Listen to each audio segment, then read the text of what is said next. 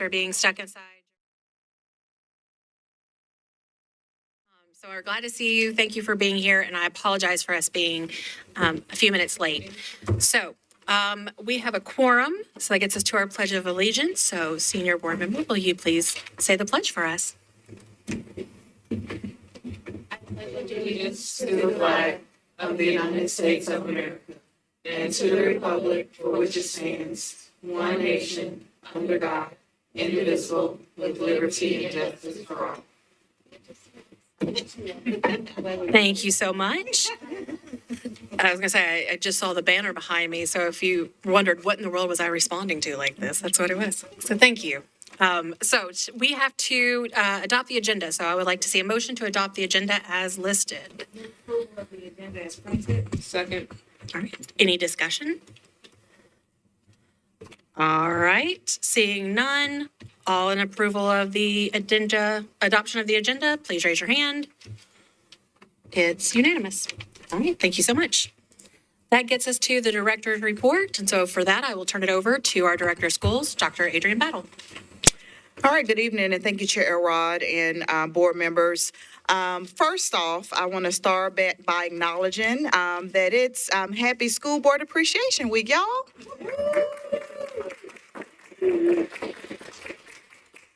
Thank you for your leadership. You all have volunteered to serve an important role in our civil society, which is to ensure that every child has access to a high-quality, free public education. It is never an easy job. And the past few years have required some very difficult decisions based on factors outside of your control. But you have stuck together and remained committed to the work of ensuring that every student is known in Metro Nashville Public Schools. So I want to take the pleasure and the opportunity again to thank you for your service. We are so fortunate to have the board leadership we have in Nashville, and our educators, our students, our families benefit from your leadership every single day. So thank you again. Let's give them another round of applause and thank you for their leadership and service. I think it's most appropriate.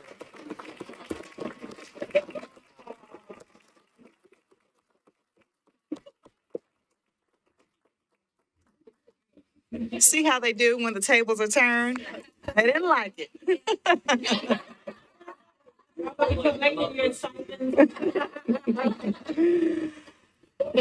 Well, we are here today. This has been the longest stretch in quite a while that we've had to keep schools closed due to inclement weather.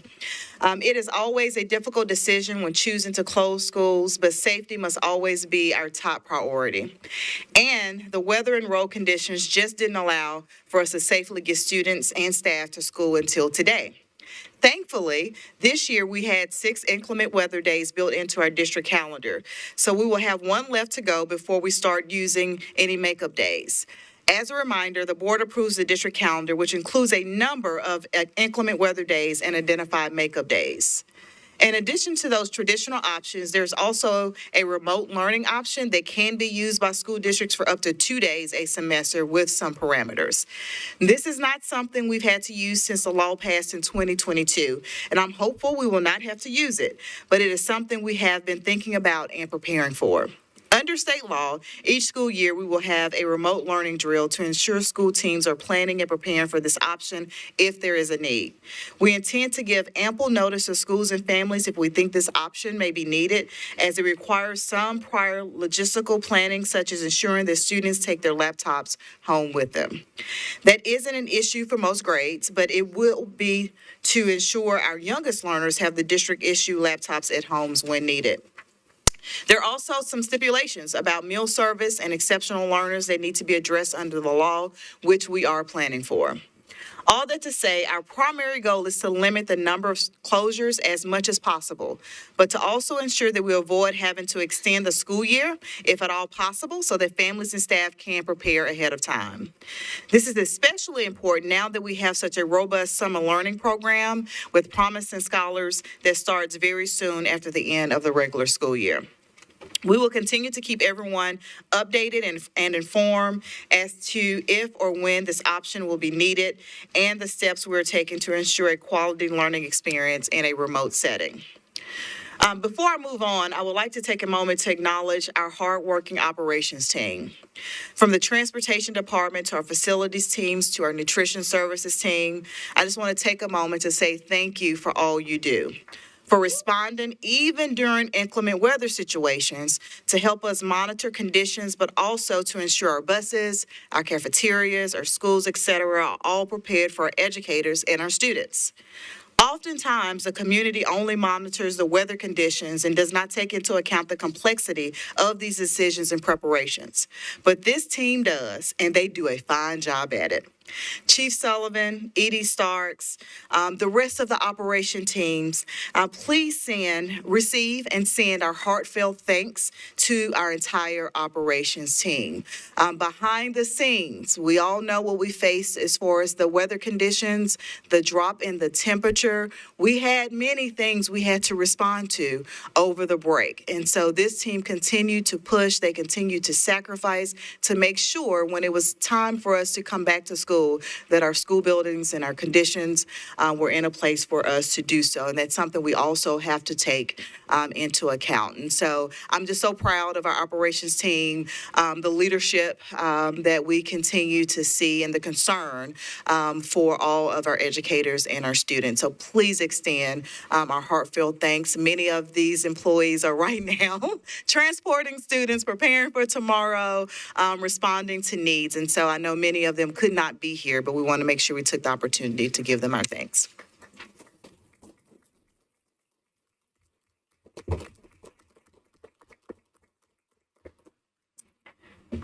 All right, I will continue to move forward. I do just want to acknowledge we have leaders from our chamber team here. This morning we had our education release, and we appreciate your partnership and leadership through a very long process. This is perfect timing for you all to be here today because we're going to kick off our reports this evening, focus on university MNPS, and some of the conversations that we had just this morning will also be part of this presentation. So I'd like to welcome up Chief Sarah Chin to provide an update on where we are with our University MNPS initiative. As a reminder, University MNPS is a broad initiative aimed at strengthening our relationship with colleges and universities to provide high-quality post-secondary opportunities for our students in the form of full-ride scholarships, mentorships, and early college connections, as well as college course offerings for students at local and national institutions. I want to thank all our college and university partners who have stepped up to provide these great experiences and opportunities for our students, and there's much more to come. We know that a big factor in keeping students on track to high school graduation is that they see opportunities for future advancement. And this program is helping us to provide hope and a clear vision for what is possible if they apply themselves and continue their educational journeys. With that, I will turn it over to Chief Chin to go over some of our collective efforts to move the needle on college readiness for our students. And at the conclusion of our discussion around University MNPS, we will turn to our 3rd and 4th grade promotion presentation. Chief Chin. Excellent. Thank you. Good evening, board, and good evening to Dr. Battle. Thank you so much for the opportunity to share with you all more about the University MNPS programming and all of the work that we're doing in the space to ensure our students are set up for post-secondary success. So, of course, you all have seen this slide many times. This is the slide that summarizes those core signature activities that we are doing as a district to ensure that we are driving advancement in alignment with our focused outcomes with the core tenets we have identified for ourselves as a school district. And one of those signature initiatives is University MNPS, which, as Dr. Battle described in her opening comments, refers to the full suite of programming that we do to ensure that our students have seamless transitions into the post-secondary pathways and opportunities of their choice. So all of this fits in this context of how we have defined our guaranteed, personalized, and applied pathways. So this is meant to define the vision for what does it look like for a student to continue from that K-12 continuum across MNPS in terms of what needs to be true about the programming we offer them to set them up to live lives of choice. So of course, this is all fits under our reimagined pathways umbrella. And we talk about those tier experiences. We talk about the GPA experiences. So in elementary, those guaranteed guaranteed foundational pieces around programming that we want to be true in all of our elementary schools, personalized, those sustainable best practices that ensure we are meeting the unique needs of our middle school students, and then that guaranteed that high school applied experience where we are supporting our students to understand exactly how their learning is relevant for what their post-secondary goals are.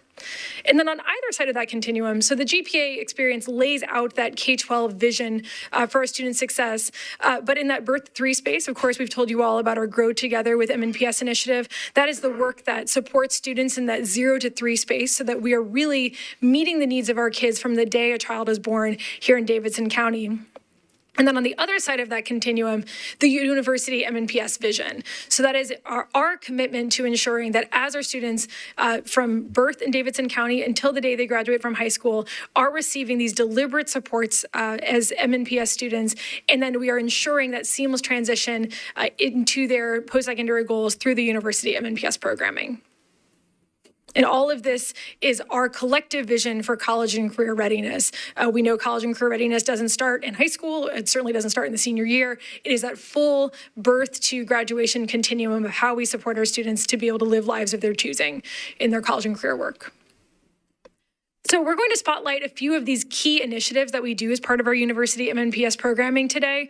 And I think the key message that I want you all to take from this slide is while there are lots of distinct programs that fall under this university MNPS program, or this university MNPS vision, these aren't just one-off fun projects that are meant to address the needs of specific groups of students. This is meant to give a collective vision for the full set of experiences our students deserve to ensure that they are set up for success in that post-secondary transition.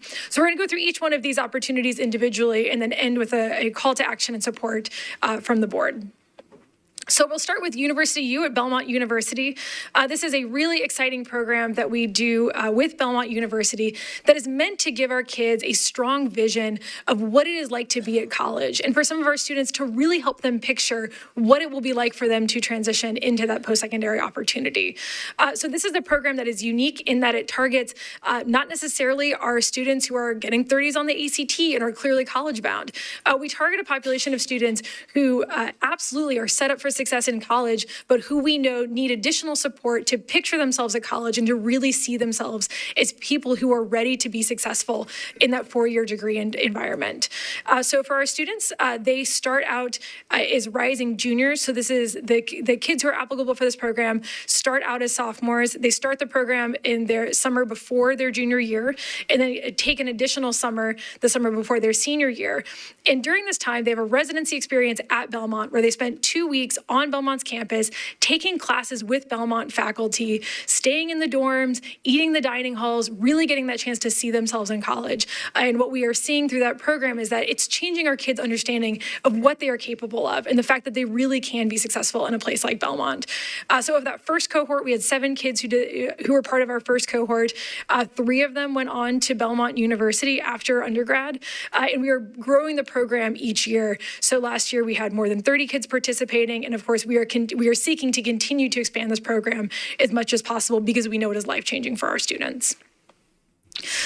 Better Together at Nashville State. This summarizes a full suite of programming that we do in collaboration with Nashville State. Nashville State is a particularly important partner to us because it is the #1 post-secondary destination for MNPS graduates. And as part of this work, we have a college and career counselor at Nashville State who gives targeted supports to support that seamless enrollment for students from 5 of our AON high schools into Nashville State. A huge part of this work is expanding our dual enrollment opportunities for MNPS students. And another component of it is this data sharing work that we're continuing to invest in for spring 2024 to make sure that we are getting together regularly, leadership at Nashville State and at MNPS, to look at students, how many students are applying, how are students matriculating and enrolling at Nashville State, to make sure we are building the structures in place to continue to promote students matriculating to Nashville State. Another component of our great work we're doing with Nashville State is our early college program that we are expanding to Whites Creek High School and Glencliff High Schools. So as many of you know, we have an early college model that we launched at the Early College High School, which sits at the White Bridge campus road of Nashville State. But one of the things that this administration was deeply committed to is figuring out what would it take to bring that early college model, not just to kids who are choosing to go to the early college high school, but then also expanding that to some some of our zone high schools. So we launched our Early College 2.0 model at Whites Creek High School. That first cohort is currently in their junior year, and then are expanding that program to Glencliff High School for fall 2024 to bring that, I know I see some excitement on the board floor, to make sure we're bringing that early college model to more of our high schools as well. Other additional work that we're doing is really beefing up our college and career planning supports for juniors and seniors. So we said at the beginning, we're very committed to knowing that college and career readiness work doesn't start in junior or senior year. It doesn't even start in high school. Obviously, it starts all the way back in our Birth to 3 programming. But we do know there are special intensive supports that our juniors and seniors need to ensure they are set up to matriculate into the post-secondary goals of their choosing. So this year, as part of our collaboration with the Gear Up grant, we have launched a new college and career readiness forum, which is really designed to help us deeply understand for our seniors what are their post-secondary goals, and therefore how do we target those unique supports to them in that senior year to ensure that they are set up for success. So by unique supports, we mean ensuring we are connecting them to scholarship opportunities, identifying and planning those targeted supports to make sure we're supporting them with their college applications and their FAFSA completion, and planning college trips to make sure we're meeting the needs and the requests from our students. And this spring, just building on the success, because in this first year of running this program, we had 93% of our current seniors complete this form, which enormously helped us with our planning for this year. And then this spring, we're going to build on that success by also having all of our juniors complete initial planning forms so that we can use the summer to plan for those senior year supports for them. And then all of our seniors will be completing an exit document that helps us understand their post-secondary plans, which lets us monitor and refine our supports to students as well. We have our Ed Equity Lab partnership. This is a new program that launched in fall 2023, again, with the vision of expanding that EPSO opportunity. When I say EPSOs, I'm referring to early post-secondary opportunities. That's advanced coursework that the state of Tennessee uses as a measure of whether or not our students count as ready graduates. So the Ed Equity Lab, this is another great partnership that we have that brings, so Ed Equity Lab is a nonprofit, and they collaborate with us to bring dual enrollment virtual courses from the country's top universities into our high schools.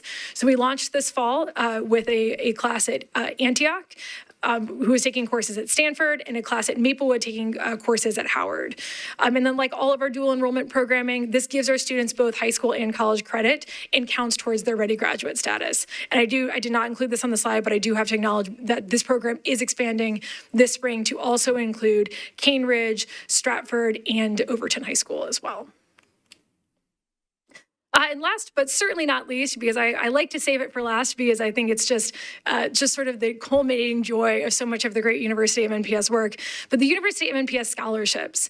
So University of MNPS includes exclusive to MNPS scholarships that are available to our students to make sure that finances are not a barrier to them in terms of accessing their post-secondary opportunities.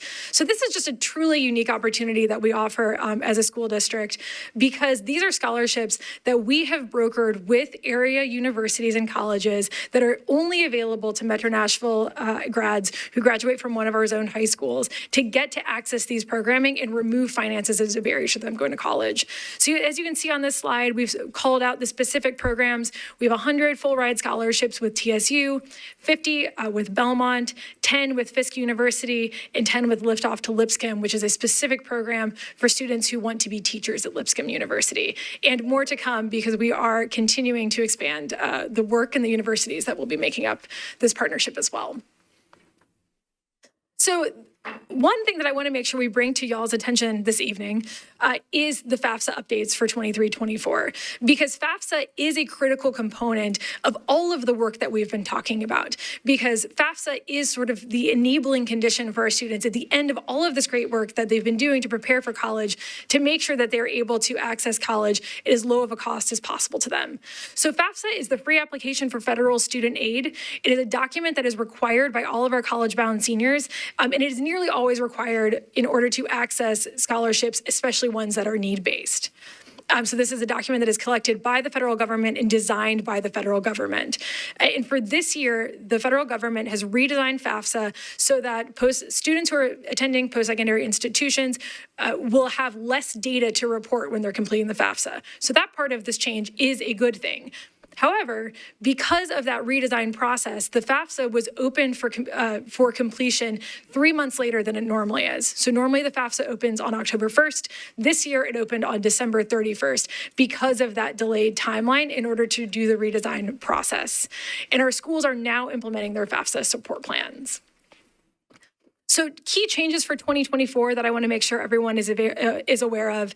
This is not a key change, but it is an important reminder.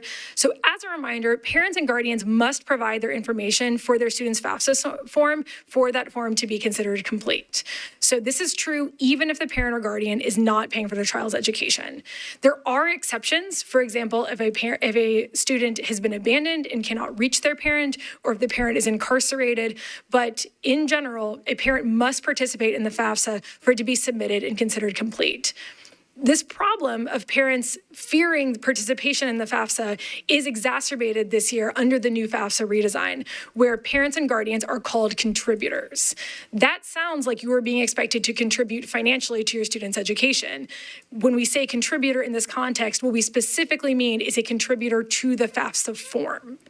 So it is very important that we help clear up this communication, because this language is confusing to our families. And we need to make sure we're getting the word out to our families that their participation, their contribution to the FAFSA form is essential for students to be able to fill out the FAFSA form. And if they do participate, they will not be required to pay towards their students' education. So MNPS is working hard to support our families with FAFSA. We have multiple activities that we're doing to make sure that as many students as possible are able to complete the FAFSA. So our schools are doing family outreach. We're holding FAFSA nights, virtual one-to-one appointments with families who need support completing the form, and setting office hours to help our families complete the FAFSA. We are leveraging our community partners. So we're bringing our community partners who work in both the college and career advising space, and then also volunteer organizations with deep expertise in tax data who can help provide counseling and support to families and add their expertise to make sure these FAFSAs are completed. We're doing creative scheduling and outreach. So high schools are holding senior sections at sporting events, and then using halftime to push in and support families to ensure the FAFSA is completed. And then targeted advertising. We are also pushing out, on behalf of the Support Hub, targeted advertising to address myths and conception about the FAFSA as well. So how the board can help. The most important thing is helping get the word out about this. So ensuring our families know the importance of FAFSA, know the importance of their participation in this, and elevating the work our high schools are doing to support our families to complete FAFSA. We also need help supporting parents and guardians to understand that they must complete FAFSA in order for their students to receive any financial aid. And that by being a contributor to the form, they are not obligated to contribute financially to their students' education. And last of all, please support your high school's FAFSA engagement strategies. So volunteering, helping advertise, all of that work that helps get the word out about these incredible opportunities to make sure students are able to access college is at low of a cost as possible. And with that, I'll turn my time back over to Dr. Battle. Thank you so much, Chief Chan. I will turn it back over to you, Chair Elrod, if there are any questions. Thank you so much. All right. First question is going to be Member Mays. Yes, just really quickly, regarding the FAFSA, that's such a tough word sometimes, completing the applications. I know you said that the exceptions are for parents that are incarcerated or the student has been abandoned. How does that apply to students with who may be in foster care or have guardianships? How does that, how do they make sure that they get that information? So the full details of which exceptions can be counted for FAFSA are all included on the FAFSA website, which is luckily very easy to navigate. There's a great FAQ section that lays out exactly which students can have their parents decline to participate and which ones can't. I would redirect our families to that website if they have specific questions about the FAFSA. Or, of course, they can contact the teams at their schools who are administering the FAFSA nights as well. Fantastic. Thank you so much.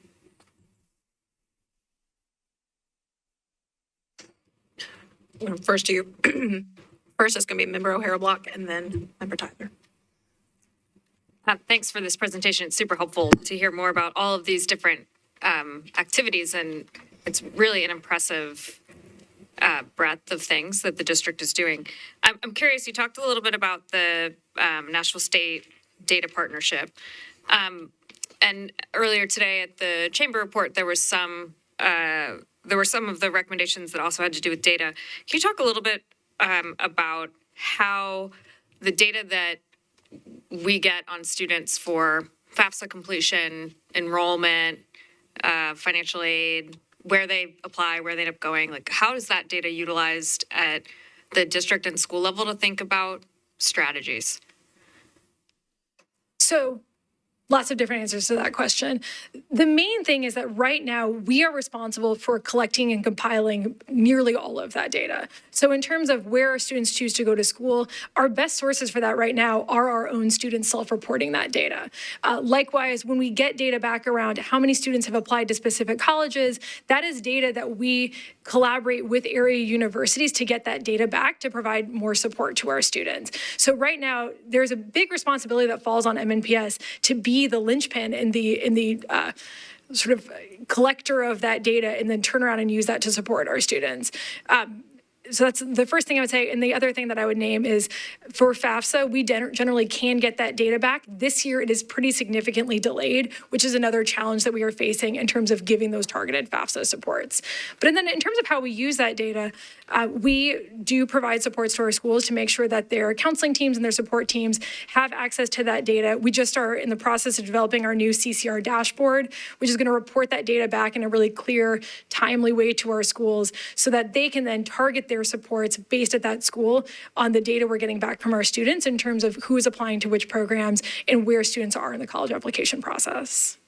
That's thank you. That's super helpful. One of the things your first comment I think relates to is that the state does actually have a lot of this data available and contracts with the National Student Clearinghouse and all of these types of things that we could potentially offer to schools and counselors if we had access at the district level and school level to that data. And that's potentially an ask for this board to make, kind of thinking of the state. And just advocacy around Advocacy around that. Yeah. Thank you. And then just really quickly on the university MNPS scholarships, are the qualifications both GPA and ACT? Do you have to have both? It depends on the program. So Belmont has no ACT requirement. In exchange, they have a pretty extensive interview process. For our others, there are ACT and GPA requirements for those programs. Great. Thank you. Mm-hmm. Member Tyler. Yes, thank you. Every time we talk about any of the university MNPS stuff that includes the scholarships, I always have to remark that as a lifelong MNPSer myself, as a student and a teacher, these did not exist. These are all because of Dr. Battle and her team and the work that they are doing. And I don't think we recognize enough that it feels like once it's been there for a year or two that this is just business as usual. But these came about because of really hard work and effort and partnerships and collaborations that didn't exist. And so thank you for taking the time and spending the effort and political capital and all the things that you needed to do to make these kinds of things happen for our students. It's life-changing. So that has to be said. And just a kind of a secondary thing, and I know that we talk about this when we talk about our academies, but also we said we have a college and career readiness form, and just kind of briefly, this really focuses on how we are supporting students who are college bound and how they are looking. And I think it's important to note that we also have supports in place for students who are opting career over college, and it's important to note that we are following the lead of our students. We are not pushing one over the other, and we're making sure that they have what they need. And I don't know if you wanted to speak to that or add anything into that, but I think that's an important point to note as well. I'll briefly respond to that. Thank you for highlighting that, Board Member Tyler.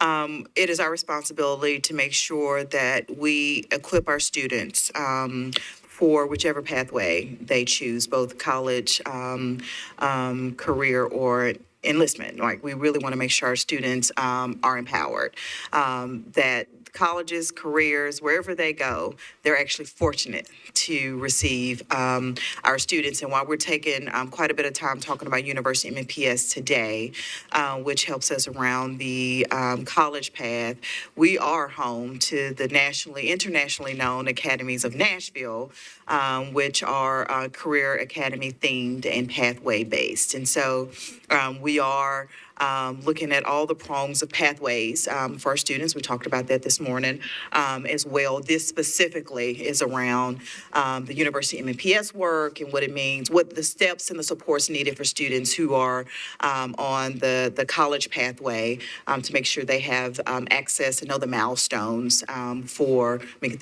we can want to go, but if we don't take all the steps in order for our students to be accepted and have access to their college experiences, they'll miss out on those opportunities. So thank you for elevating that. This is not a single focused approach. It is multi-pronged as we meet the needs of every student. And we're very serious about our mantra of every student known that requires of us to create strong pathways regardless of the direction that the student chooses to go.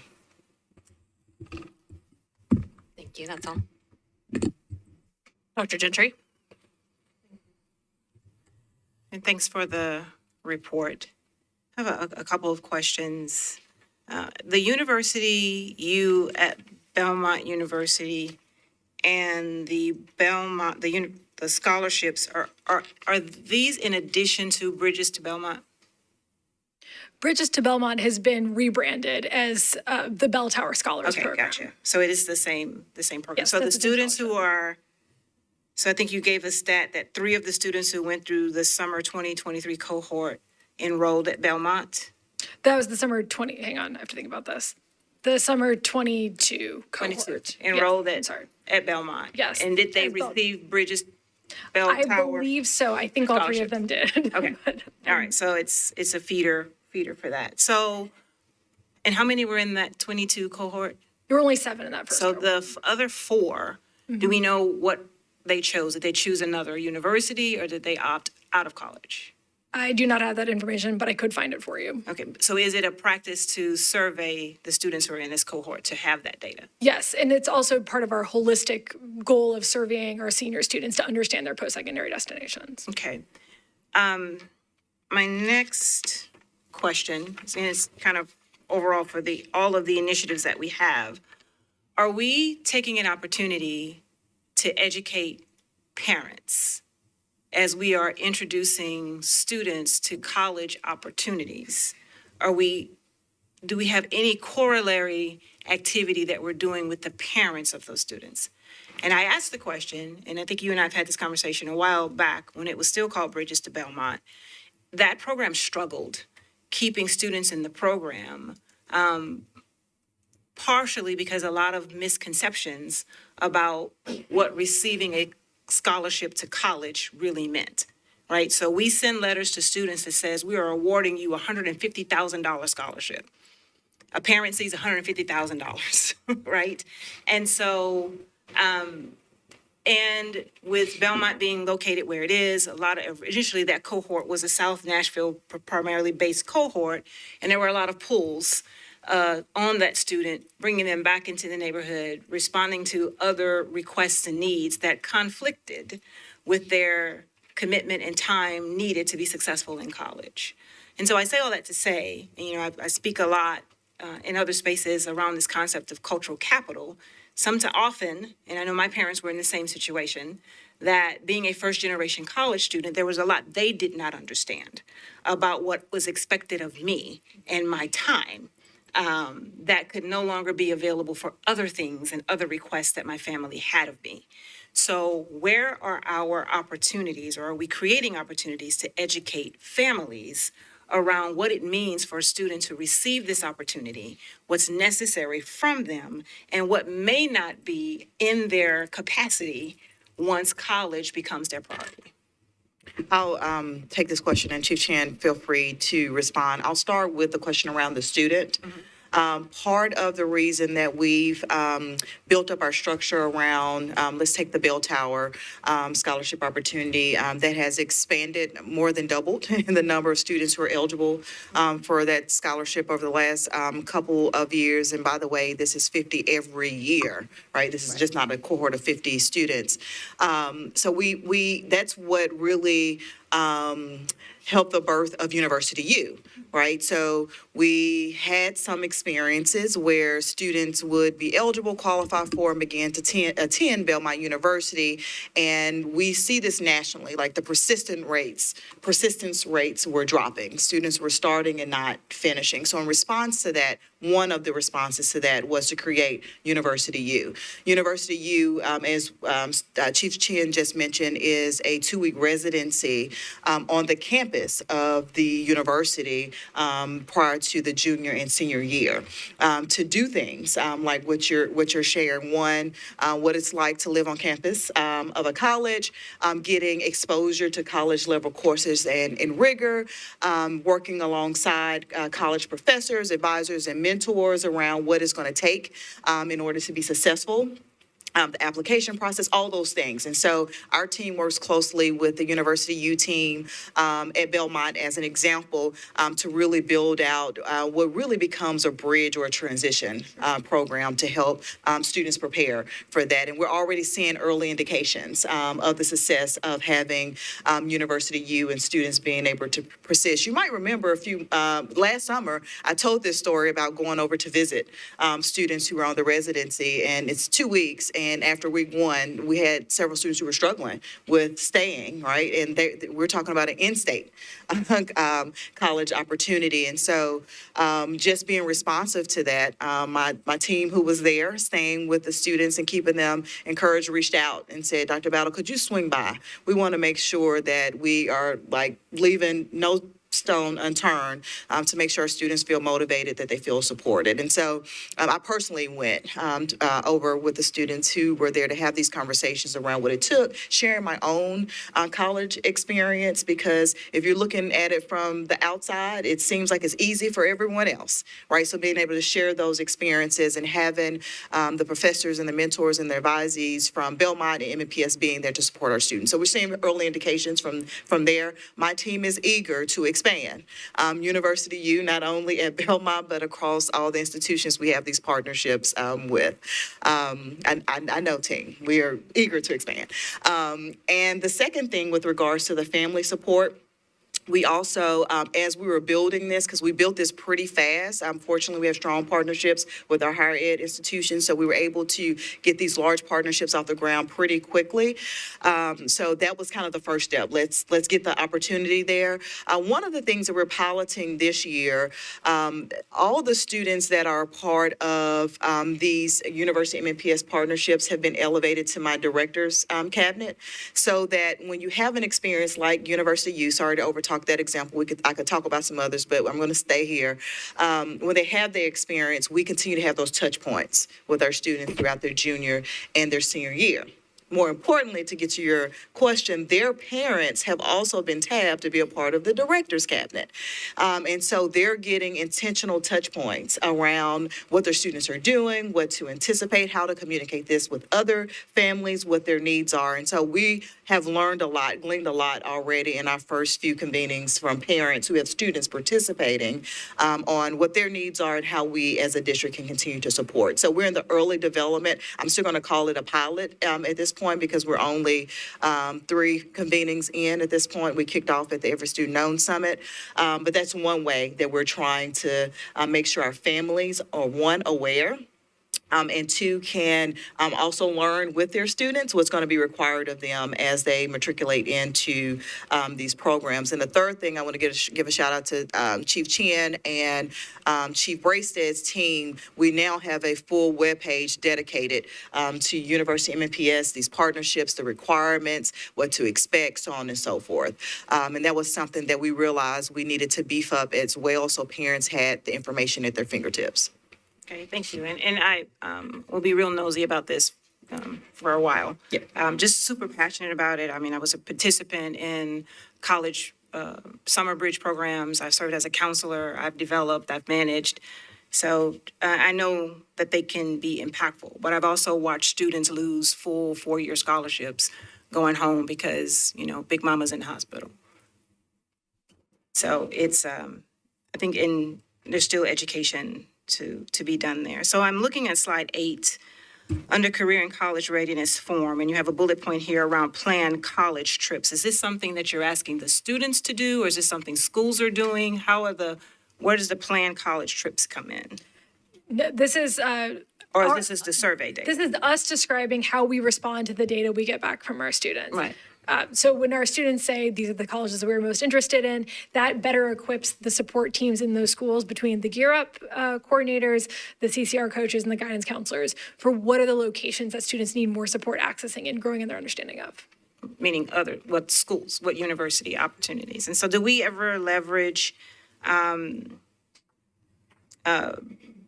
universities and their virtual options to share with students about their school? I know we do, I just don't have a specific example. Okay, just of it. want to make Yes. sure. I mean, we just have lots of universities that have started offering virtual Yes. college thingies. I'm on slide 9 right now. Just want to share my disappointment that Xavier University of Louisiana, located at 1 Drexel Drive, New Orleans, Louisiana, 70125, is not here, but I guess that's coming.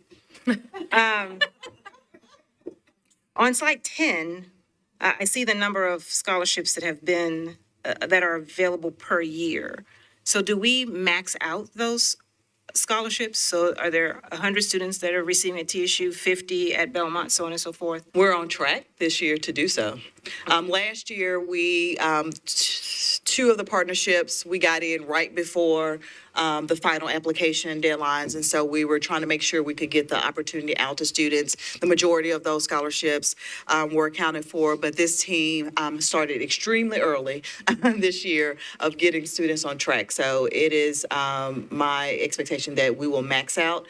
In addition to that, and I must say this because we have other college and university partners who we're already working with who will be represented here as well. And so for their sake, I want to say that they are eager to be a part of University MNPS. And as we finalize the details around those partnerships, we will have them here. It is our vision and goal that we will have a direct partnership with every local college and university here in Nashville. After that, we will target our efforts to regional, because we do have some universities that have high matriculation rates for our students.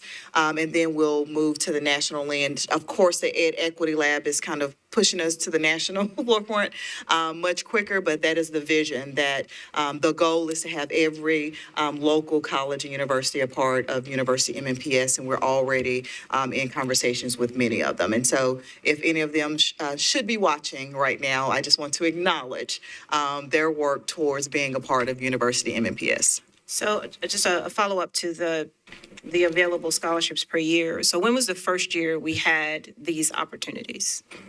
Last year was the first year, So the fall of 23. fall of 23. Yes. Fall of 23. And so do we get semester over semester retention data? We are working to collect that right now, actually. I'm glad you asked. I'm glad I not did too. Not to correct Dr. Battle on the board floor, but we did offer every single scholarship last year, okay. despite some of the last minute nature of some of them.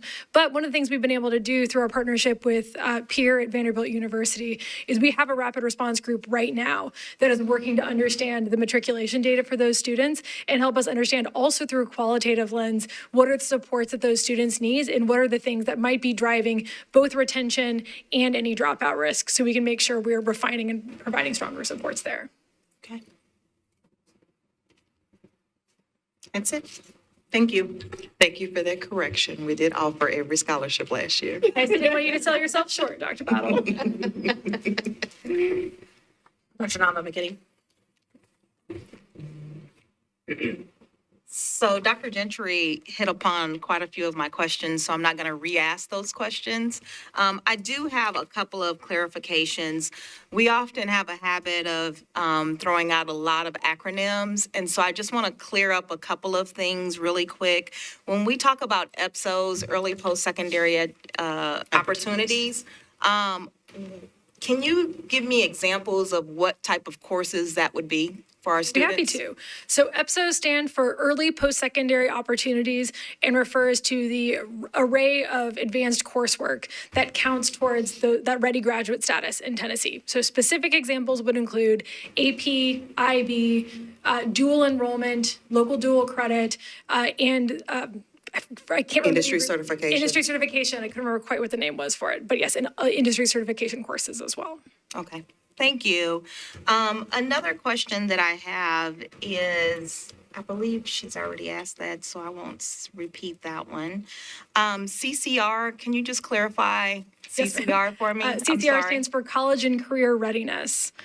And so that's staff members that work with students specifically around college and career readiness? So we have an executive director for college and career readiness who oversees our college and career readiness work. And then some schools have chosen to invest in college and career readiness coaches, or they're participating in a grant or a special program that gives them a college and career readiness coach. So when you look across the college and career ready roles that might exist in a high schools, of course, have a guaranteed number of guidance counselors. That work is obviously heavily focused on college and career readiness. And then depending on the programs they participate in or the way they choose to use grants or their local funds, they may also hire college and career readiness coaches who then specifically provide supplementary work in the college and career readiness space, or gear up coaches are the other things that we've referenced. Again, very similar program, just a different revenue stream that is meant to provide that college and career readiness support. So in most of our high schools across the district, do most of our schools have more than one touch point for college and career readiness access with adults? So other than guidance counselors? Yeah, I think if you think about the array of roles that Chief Chan just mentioned, one or a number of those roles exist in every school. What we're trying to get really smart about, and again, this goes to the report work as well, is, and our work with some of our partners, is which of those roles have the greatest impact on our ability, not just at the senior year level, but thinking about the entire journey of our students. Like, how do we train those individuals? How do we identify their roles and responsibilities? Because now we have a lot of those roles in our buildings, but we've not been as explicit on who's responsible for what, if that makes sense. So we're duplicating roles in some ways. One role we haven't talked about is AVID teachers as well. They fall under our college and career readiness umbrella. And so we're just trying to really get smart about how we organize our leaders and our expertise to create that full continuum of supports from as early as pre-K, y'all heard me mention earlier, through graduation. Thank you. The other thing is I had the opportunity to participate in one of Dr. Battle's parent director's cabinet for parents. It's a pilot. It's in its pilot. It's a small but mighty group of parents who have not been shy in talking about their need, their wants, and their access to help through this journey towards post-secondary education. So I think as that continued to evolve, the voice that you were referring to, Dr. Gentry, that parent voice is definitely there. And as we continue to expand and really incorporate some of those things that families are looking to close that gap, I think it has a lot of potential and a lot of way of moving the needle in providing access for students across our district and setting them up on a trajectory of success. And then it was one last question that I had. Oops, so sorry. I'm going to close it out now. Thank you. If I can just share one other thing, just going back to just intentionality across the district this year in all of our voice sessions or cabinets and training sessions, we've been getting a lot of feedback from our various stakeholders around our college and career readiness mission and vision. And so we've had days where we've sat with students and teachers and parents and support hub staff and support staff to glean their own experiences and what was most impactful, but opportunities that exist for us as well. I think, Elena, I think you were on the last call when we talked about this with our students. It has been very informational. It's been great feedback that we're taking in to continue to further develop our college and career readiness approach for the entire district. So just so the board is aware, the community is aware, we have, like, this is our baby, if you will, this school year of getting this right and really beefing up our approach with our department, which we've evolved as well as a part of this process. You have a final question. So Dr. Battle gave me a chance to remember what the last question was. Thank you. The work around your college and career readiness forms that you are doing, how long have we been implementing that form for students to complete? So this was the first fall that we did that in the current model that we did it for this year. Okay, so we'll be able to continue to collect data based on that. The reason I'm asking, I'm a former high school teacher. And so going through the process that I am seeing that's happening currently within our district and the work that we're doing around college and career readiness and access has been phenomenal. Again, people who have graduated from high school in Metro Nashville as a former educator within our high schools. This is, for me, a game changer for our students and a great opportunity for us to really track and see and truly support our students in a way that we haven't been able to. And it really resonates with the work that we're doing around every student known. So I just want to take the opportunity to thank you, Dr. Battle, your team, your visionary leadership, and the work that you are doing to really support and meet the needs of students across our district. Thank you. I appreciate you bringing up Elena, because that is who is going to have our next questions, our senior student board member. Okay. Hi, everyone. So as a senior who is getting ready for college and career, I want to say I do feel very supported. Nothing in this presentation surprised me, which is a good thing. That means somebody has told me about these things.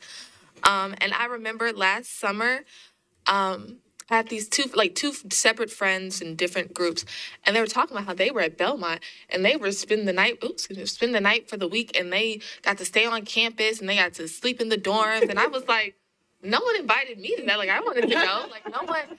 So all that to say that it is getting out to students, and I know one of my friends, he just got his interview for the Bell Tower, so it is following through. So all of that, I think, is really, really great.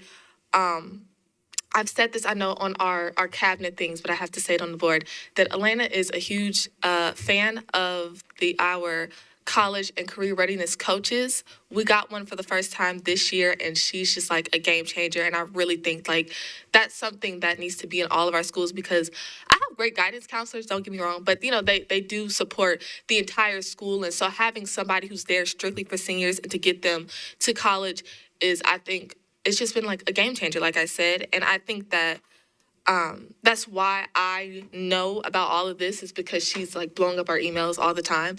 But it's good because, you know, we know what opportunities we have. And I've seen the Trailblazer, people get the Trailblazer. I've seen people get the FISC Scholar. Like, I've seen people get all of these scholarships. So it's definitely real and it's definitely out there. And I was talking to somebody and I was like, it's crazy. Like, we're just getting scholarships just for being an MNPS. Like, just like, that's just not even heard of. You're earning. Oh, yeah. But, you know, like, I think that's like unheard of. Like, what school district is just getting us scholarships? Like, that's just crazy. So I just want to say that as a senior, I feel great. And I feel very supported. I feel very ready. And I do think that's because of the work you guys have been doing. So that's just what I wanted to say. I can go home. Like, I'm getting great. I'm getting too ready. Thank you. All right, member Player. Just my comment kind of to our our friends at the chamber and to the community. Earlier today, they mentioned about Nashville Village, and just a comment I want to put out there, like this is a great way for the people in our community to be a village. Building off what Dr. Gentry said, like even having a lunch and learn for the parents who are either new residents or first new generation Americans or just regular working class people who haven't been exposed to really teach the parents about FAFSA. How do you go through the process, where a lot of our parents have a lot of barriers about making meetings after work because they have several kids and they're working 2 jobs or Nashville traffic. And so, so it's one of the things that be a great partnership with our business community and our nonprofit community to go where the parents are. You know, if they take 30 minutes outside of work and just explain some of these issues, these opportunities, I won't say issues, opportunities would be a great partnership where that village comes together and it's just a one-off thing for it to have, you know, a box lunch and really just to go through this because it's a lot. You know, I was fortunate where my father went to college, my mother didn't, but my mother was like, go out and talk to the guidance counselor. And then my dad came back and said one thing, but that's a place of privilege. And so one of the things where we as community can come together as something as small as having a lunch and learn where the parents are already at work and you can take 30 minutes of their time and have those conversations of this is how MNPS is doing will be a great help in just to closing that circle and that gap. So that, and Dr. Gentry, Fisk is up there. Thank you very much. The best of the private HBCUs, the Ivy of the Black Proximity does not align. Talented 10th, the Beauty Boys. I guess we remember masters. Because you were close, you didn't have to throw a rock there. Thank you. I have hopefully a quick question. I was just thinking about the students who, especially around the time of the pandemic, that like took a gap year, my child being one of those. And I'm just wondering what we are doing to track, you know, I know we gather sort of what are your plans as you're graduating, but what about those who a year later or even 2 years later end up going to college? I just wonder if we're tracking that in any way. Well, I think to Aaron O'Hara Block's point earlier, this data is collected by the state. And right now, MNPS is responsible for collecting all of that data. Yeah. And it's an enormous burden to take on as a school district because we can't follow up with students 2 and 3 years. We don't have addresses. We don't have contact numbers for them. This is a natural opportunity for collaboration with the state to seek that data. Well, there's one that graduated from NSA that went to college a year later, so you can add that one. We'll add that. One. There's only 5,000 to go. Member Mays. Thank you. And just so we are all clear, my alma mater, Tennessee State University, is offering 100 scholarships per year. Just putting it out there. So quick question for you. And I wanted to also add that, and Dr. Gentry mentioned this briefly, but I am a product of what was called Upward Bound at Tennessee State University, which is basically the same as the University U. Absolutely an amazing program, and I'm so sorry, Elena, that you didn't get to experience it. It is the reason that I decided to go to college because of that experience. So I'm very grateful to see this. But my question, Chief Chen, is regarding the Ed Equity Lab. I know you mentioned that Cane Ridge, Stratford, and I believe Overton are signing on to do the dual enrollment. Do you know which colleges are going to be at each individual school? Pretty sure I do, yes. I believe they are Arizona State, Morehouse, and Georgetown. Love it. Thank you. I just want to, I think it's appropriate as we're highlighting the University MNPS partnerships, do give kudos to the local presidents who have been instrumental in establishing the scholarship and program opportunities. Greg Jones at Belmont met with me on his first day on the job, and this was our first conversation of expanding Bell Tower scholars, and it happened. Candace McQueen at Lipscomb University is helping us with our teacher pipeline. We're specifically focused on, it's titled Lift Off to Lipscomb, where we're targeting aspiring educators and supporting them through our pipeline, through Lipscomb and back to MNPS. Dr. Glenda Glover, who is outgoing, her and her team with the 100 scholarships. They're all very competitive, I'll say that. 100 scholarships, you may have noticed off of 40, they had a large billboard. I'm not sure if it's still up. It's been up for quite some time. It's still up. That pretty much says, looking for your best college experience. It might just be in your backyard. We have scholarships available for Nashville students. And then Fisk University with Jens, I'm looking forward to connecting with and working with the new president at Fisk. They were eager to come on board. They probably, in the shortest amount of time, built their program and launched their scholarships.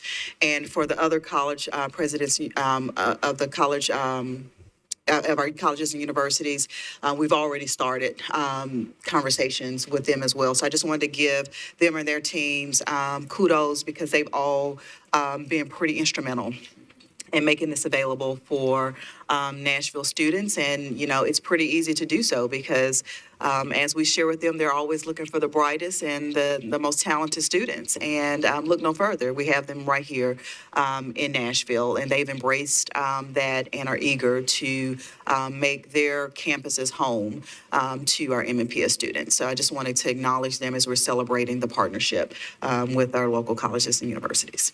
And please don't let me forget Dr. Jackson at Nashville State, who kicked all of this off with Better Together. She has been amazing in thinking about our students transitioning to her college, and then helping them and supporting us as they transitioned on to four-year institutions. So Dr. Jackson, please forgive me. I should have started with that partnership, because Better Together kicked off ahead of the pandemic and has been strong since then. So again, kudos and thank you to all of my colleagues.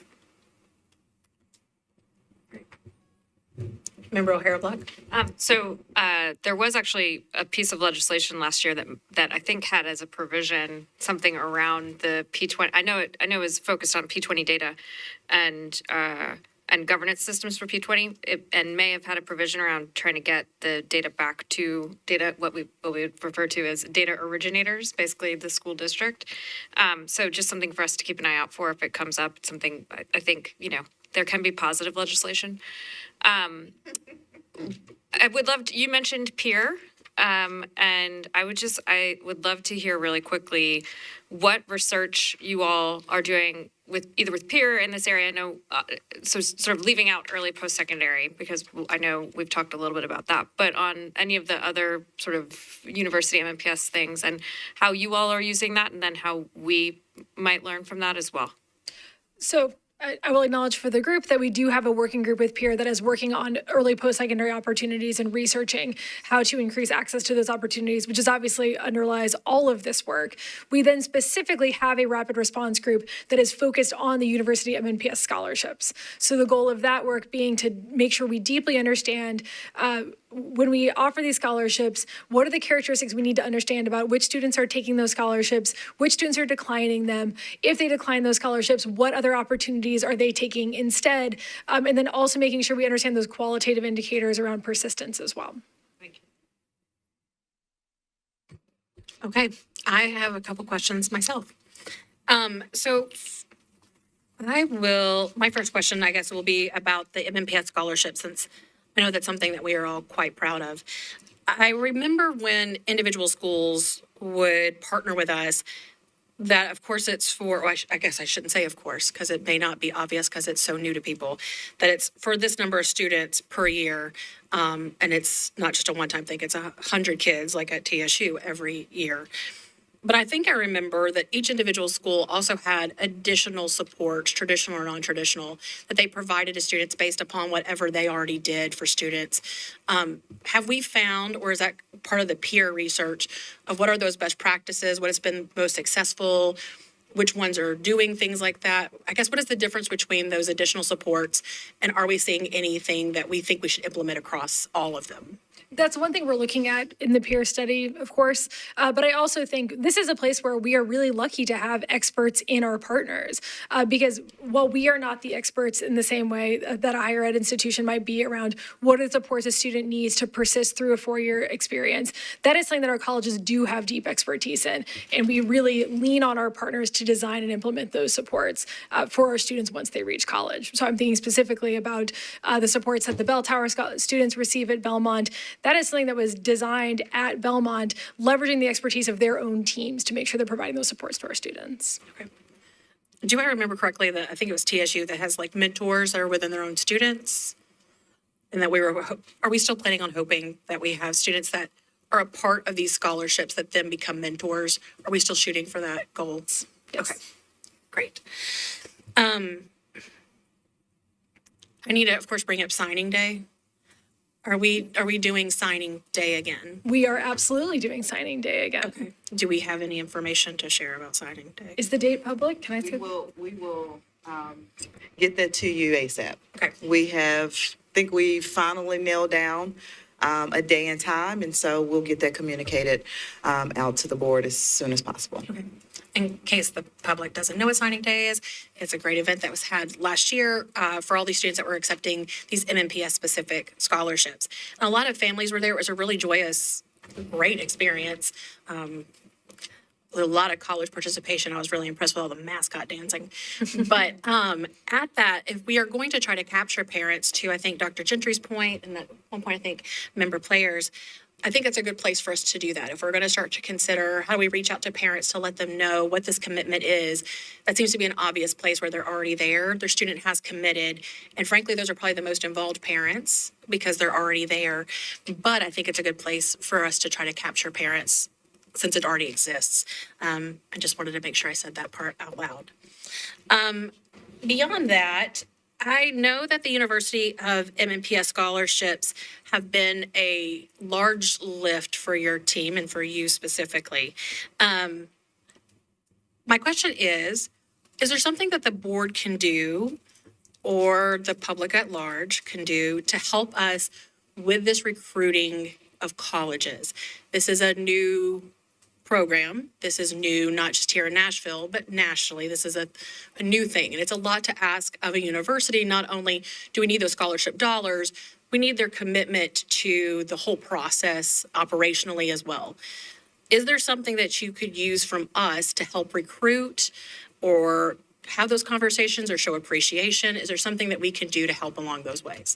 Yeah, I think the first thing is bringing awareness to this partnership opportunity. So as board members and community members are engaging with leaders within the colleges and universities, it is perfectly fine to ask if they are a partner. And if they're not, or if there's a question on if they would like to be in the future, connecting them back with MNPS. Quite frankly, we've not received pushback from anyone with regards to establishing these partnerships. What it has forced us to accelerate are our structures internally, where our college and career readiness leaders and the college and university admissions teams and so forth are actually working collaboratively. So we've been able to bring everyone into the same room and have conversations, clarify for our counseling team and our other advisors around the expectations for our students, but simply ask, inquire. Talk up what great work is happening under University MNPS. And I have found that once colleges and universities learn about it, they definitely want to be a part of it. And so that's what our ask would be, and that's the advocacy we can definitely use in this space. Okay.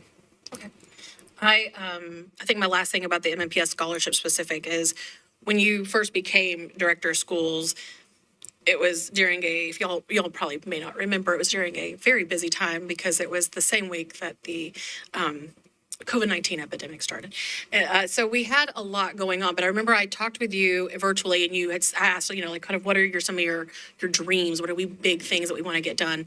And this was one of them, was having these type of scholarships for MNPS specific students. And admittedly, I was like, that sounds cute. Like, that sounds nice, but I don't know how we're going to do that. And I didn't dream as big as I should have. I thought like it was going to be like 50, that kind of thing. So I'm super impressed. It's been a great, very successful, and the students do love it. And it is a huge investment in not only respecting the work that they are doing to get to that level and that rigor, but also our own employees, that we value and know that we're having high quality students that we want to continue to live inside of our communities. And that's the best investment that we can have in our communities are those kids. And so I think it's a great way of showing that we value not just them and our families, of course, being a part of MNPS, but also the people that are pouring into them through our staff and our educators. So I really I'm proud of that. And I'm, of course, more than happy to talk to whoever about getting more of those. Yeah, we'll be tapping into where some of you have graduated from and seeing if you can expedite us to the top in those conversations. I did that. I talked to that president a couple times. So the last question I have is, of course, about early college. It's my understanding with early college that early college programs are not typically on school campuses. I know that wasn't our first step. Obviously, it was through a great partnership with Nashville State. But I believe that we've seen, particularly with Whites Creek, some really good results from that are not even just specific to early college. I believe from some past conversations that there's been an increase of attendance and some other things. What are some benefits that we have seen from being on campus, and are there additional plans of continuing and growing that program? I know Glencliffe's coming up and we have to scale, but are there any other additional benefits that we should be aware of, and are there thoughts of moving that forward to other schools? I mean, I think the most powerful benefit is that it removes the barriers to our families to accessing early college. Because instead of saying you must select into the school and you must seek your own transportation to get there and you must attend school at unusual hours that are not in a conventional high school bell schedule, those are the barriers that our families face in terms of accessing early college if it is not at their zoned high school. And again, that's not we are so lucky to have our incredible early college high school yes, absolutely. We are very, very lucky to have that high school, but that's not going to be the right fit for a lot of our families. And bringing early college on site to Whites Creek and to Glencliff just expands that opportunity. It means that more students are going to have access to that program as well. So that's the primary benefit to me. Yeah. And in addition to that, as we have expanded early college on the campus of our high schools, we have modeled that after what's happening at White Bridge. So we're not having to recreate and relearn what is working, but in data points, I mean, what we're already seeing is increased academics. We're seeing a decrease in chronic absenteeism. We're seeing a decrease in discipline incidents. I mean, like, all the measures are moving in the right direction, including an increase in enrollment. And so it is giving students more access to more advanced academic learning opportunities, and it's given us an opportunity to think through what does it mean from elementary school in preparation for an early college experience, so from elementary school to middle school and to high school. And by the way, as parents are selected, and I think this is to Elena's point, choosing Metro Nashville Public Schools, what we want for them to see is a seamless pathway from pre-K through college and career. Right? So you almost have a guaranteed pathway as we continue to build out these scholarships. You see yourself moving from elementary to middle and to high without a financial barrier to a high quality post-secondary experience. That's a decision that our families will be making. And it is a beautiful thing for families to see as early as 3 and 4 years old, that seamless pathway for their students. It's something, particularly during the pandemic, we heard from our students, the financial barrier, the access. Right? Is there a place for me? And so that's what University MNPS is allowing us to do from a very early point. And you asked a question about signing day. Signing day will be I'll also email this, Saturday, May 4th from 10 to 12 at the Music City Center. Thank you. Going forward, I know we've had some conversations, a lot of the points that Dr. Battle brought up about our early college campuses and how they have benefits outside of just those cohorts of students. It affects the entire school. And it has brought up attendance and truancy, all kinds of things and positive manners. And I know that Whites Creek has been a great example of that, and we're really proud of it. It is Dr. Gentry's District 1, Whites Creek. And they've had really great success, and I know there's been a lot of pride about that. So I'm excited to see how it works in Glencliff. And I noticed there was no commitment to other schools, and I understand. I'm asking you on the spot. But I really appreciate that they are available at Ed schools Equity directly. Lab is coming to Overton. Yes, it is. I'm not saying specifically my school, though. I'm Okay, always going to fight for my school.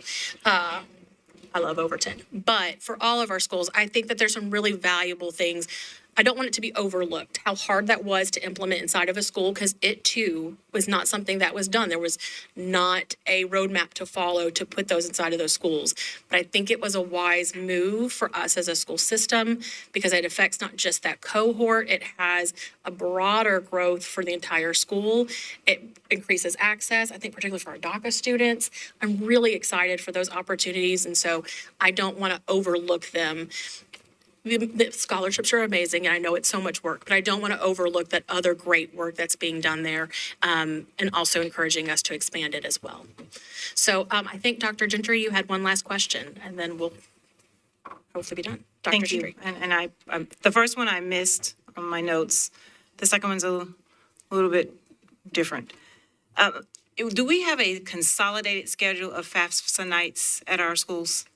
We could make one very easily. Okay, I think that would be helpful if we could get something like that and just simply publish it out. We are leaning on some of our community partners who have been alongside us in this journey for quite some time. They're helping us because they can bring large numbers of volunteers to actually sit with families. So that for sure we can get in one place. But community members, leaders out there who have helped us in this space, we need you because we're fast and furious at making sure every student gets this in. So I just want to highlight the partners in that space who have stepped up to say we're here. Any way we can help. And I just think if we have a single schedule, then a parent or family that can't make one night would be able to plan for another option.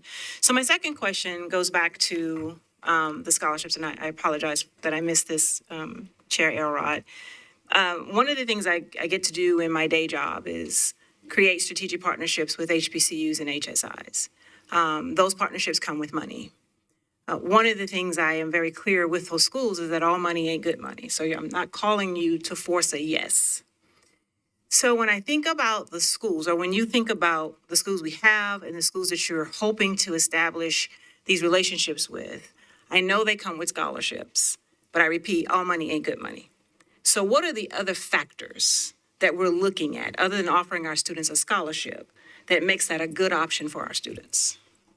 Well, I think as Dr. Battle mentioned earlier, that we have been asking our partners to ensure that they are deliberately thinking about the set of supports that our students need once they access that four-year institution. So that is something that we are very committed to, that I think you see in the press releases for all of these different programs that we've talked about tonight, schools articulating what that plan is. And of course, again, we're building on this is year 2 now, and we're building on the research that's coming out of that peer work to help make sure we can clearly articulate what are the conditions that our students are successful in, and therefore what are the supports that need to be in place in each of these institutions. So we don't have anything in mind right now that's an initial ask. So I'll give you an example. When I pick a school, all right, I have a 6-phased process. I don't go to the school and say, here's a check. It's a relationship discovery first. What programming do they have that's strong? Where do they produce the most graduates that align with careers that I have a need for within my organization? Across 20 states, United Kingdom. From there, I pick up the phone and make a phone call, and we get into a relationship building phase and understanding, is this a school that is resourced, not only because that program exists, but they are resourced to support students to graduation, and additional funding would be a valuable investment from my perspective. Then there's a few other phases that get us to actually signed agreements. They commit to a number of students and graduates that they're going to, and then we commit to the supports that we're going to provide. Are there 2 or 3 things that are required when we reach out to this school? What must they say that they're able to do for our students, other than give them a scholarship, that makes them a viable partner for us? I'm happy to respond. Every partnership looks a little bit different, to your point. And we did tonight what we typically try to guard against, and that is talking only about the scholarships. Scholarships are actually just the cherry on top. We're really trying to build a seamless pathway for our students. So this is really about allowing colleges and families to build relationships, partnerships, awareness early so that students are making the best informed decision. Like, we do believe that there's a match that has to happen between the student and the college and university. So one example, when we sat down with Lipscomb, first of all, we've done a kind of a mapping of where our students go. That's how we've kind of prioritized where we started with this work. So one example is when we sat down with Lipscomb, and they have a renowned education department, and we know how many graduates we on board from Lipscomb and Lipscomb's program. They have partnerships with us through our HR team and certifications as well. And so the partnership with Lipscomb was intentional. Our original conversation was around building the teacher pipeline. Right? So what needs to be true when we think about our elementary, middle, high school experiences? How can we leverage the resources at Lipscomb to build out our teaching and learning programs and to create this pathway? So theirs is very specific to our teaching as a profession pathways. At Tennessee State, we look specifically at their thriving departments as well. There's education, there's business, there's health care, and engineering.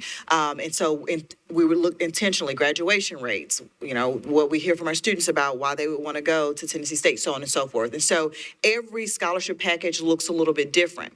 But what we do require out of our partners are, again, this is not just about scholarships.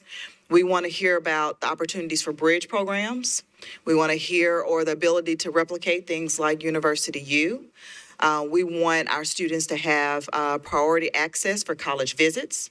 We want, one of our partnerships is specific to developing mentorship opportunities for our students. And so that's kind of the package deal. That's how we kind of open up the conversation around what the needs are.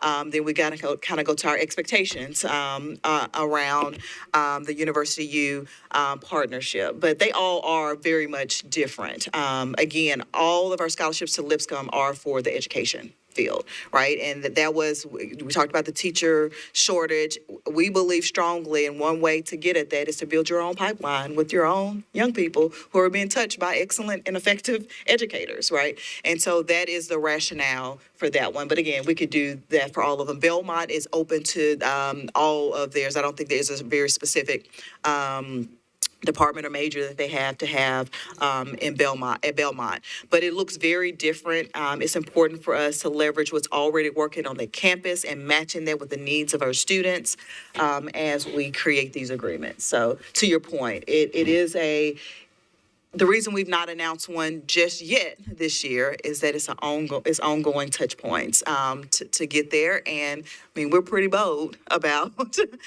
what we need for our students. And so we're not allowing universities to do to us. This is about them coming alongside us so that we have a seamless handoff as our students move into their programs. Okay. Let's move on to third and fourth grade promotion. Thank you. Thank you, Chief Chan. All right, now I'm going to welcome up Chief Bellamy and Dr. Stinson to provide an update on where we are with the state's third and fourth grade promotion law. I'm going to repeat that.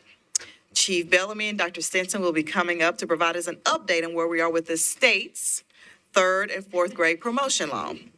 As this board knows, we do not support or think this was or is a good idea or educationally appropriate.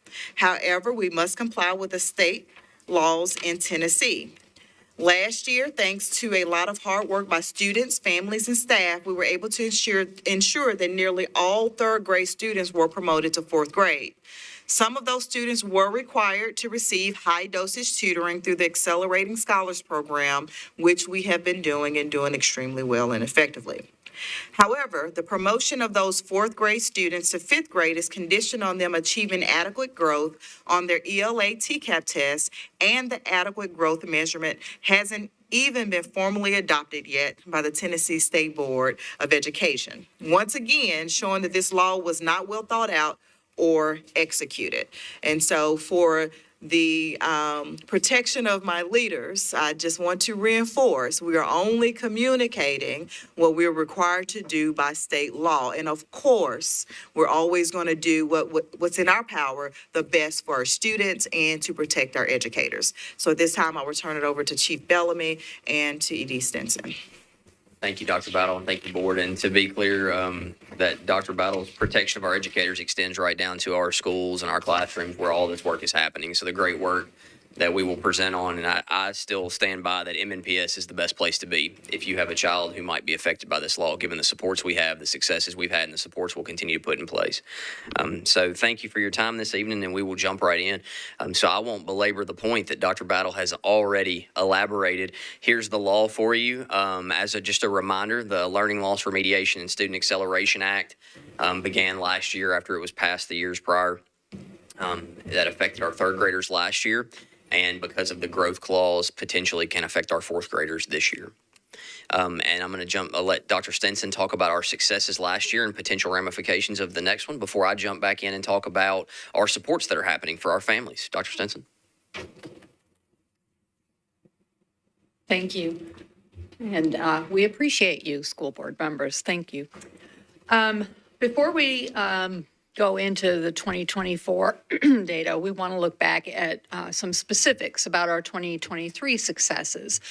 What I'm showing you here are MNPS school-specific data. You saw district-wide, including charters, before. So the numbers may differ a little from what you've seen before. Close to 80% of our students were about 75 to 80% were promoted without any need for tutoring or anything after promising scholars and meeting student growth. You can see, I'm not going to read every one of these numbers to you, but you can see the plurality met proficiency on the TCAP or retake. And as you know, we serve a large number of English learners, students with disabilities. We also had a fair number of students whose parents successfully appealed. About 20% of the students were in need of tutoring even after the summer programming, and they are getting it and moving through it. We have a small number who did not return. And then we have a very small number of students who were retained in third grade. We are working this year, as Dr. Battle mentioned, we are still not clear on business rules for current third graders. We do expect some changes, and we will work through those as they come. However, right now, we're going to talk a little bit about the fourth grade potential impact, which is potentially very large, both in the district and at the state level. These, again, are district-run schools numbers. We had just under 1,100 promoting, needing, tutoring, and growth. So, as you know, they must meet what the state deems as appropriate and adequate growth. And they went through a presentation in late November, early December, I can't remember which, outlining what that is. It is a very complicated formula. We could explain it to you, but your head would spin as you walked out the door. But suffice it to say that those students who are scoring the lowest need to make the most growth in order to be promoted. It could be one or two questions for a student, and it could be quite a bit more than that. Unfortunately, as Lizette Reynolds mentioned, there's no real way to provide a student-specific target that makes sense, such as you just need to answer 2 more questions than you did last year, or you need to move from the 35th to the 38th percentile, anything real concrete, and we won't know until probably May, maybe even June, which of these students did and did not meet this adequate growth target. The state, in a state board presentation, estimated that based on prior year data, anywhere from 34 to 60% of the students currently needing tutoring, and they did that as a school level analysis, would be promoted. To flip that around, that means that their best case scenario is that 40% of these students will be retained. And again, the lower you are scoring coming in to the fourth grade, the more growth you need to make. And we do have a lot of confidence in how we are supporting those students, and Dr. Bellamy will talk about that, but it's no mean feat to make that kind of growth. So in terms of MNPS schools, our best case scenario, based on the state's logic and model, is between 400 and 500 students, and the worst case would be over 700. And again, none of this is real sure until the test is taken. With that, what we can control are the supports, and I'm going to give that to Dr. Bellamy to talk about. Thank you, Dr. Stinson.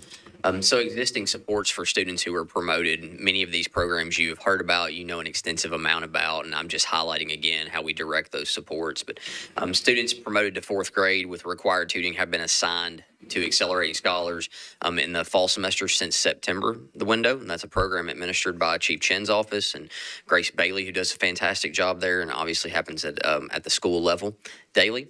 Student in need of Tier 2 or Tier 3 support receive those interventions as well, aside from some exceptional cases where a child's Tier 3 needs are such that the time in the day cannot provide both in the school day. Because there's literally not enough time in the day. In those cases, we do still attempt to offer accelerating scholars before and after school, or plug that in whenever we can. And then finally, enriching scholars occurs at 21 elementary sites that were very specifically chosen based on need. And this is an additional program that allows for instruction and enrichment to happen outside of the normal school day.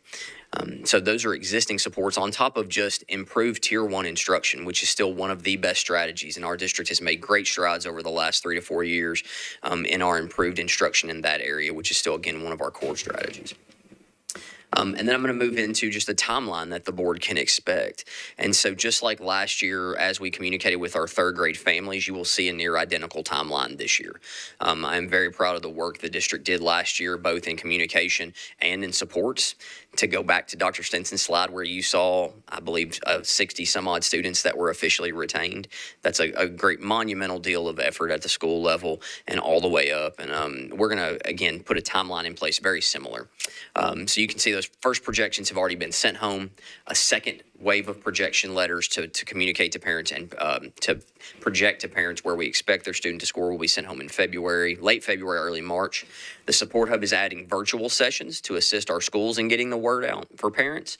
And then in early March, schools will begin holding those meetings just like they did last year. All the while, as soon as Promising Scholars registration is up, there will be targeted efforts to make sure that those happen, that Promising Scholars is promoted as well.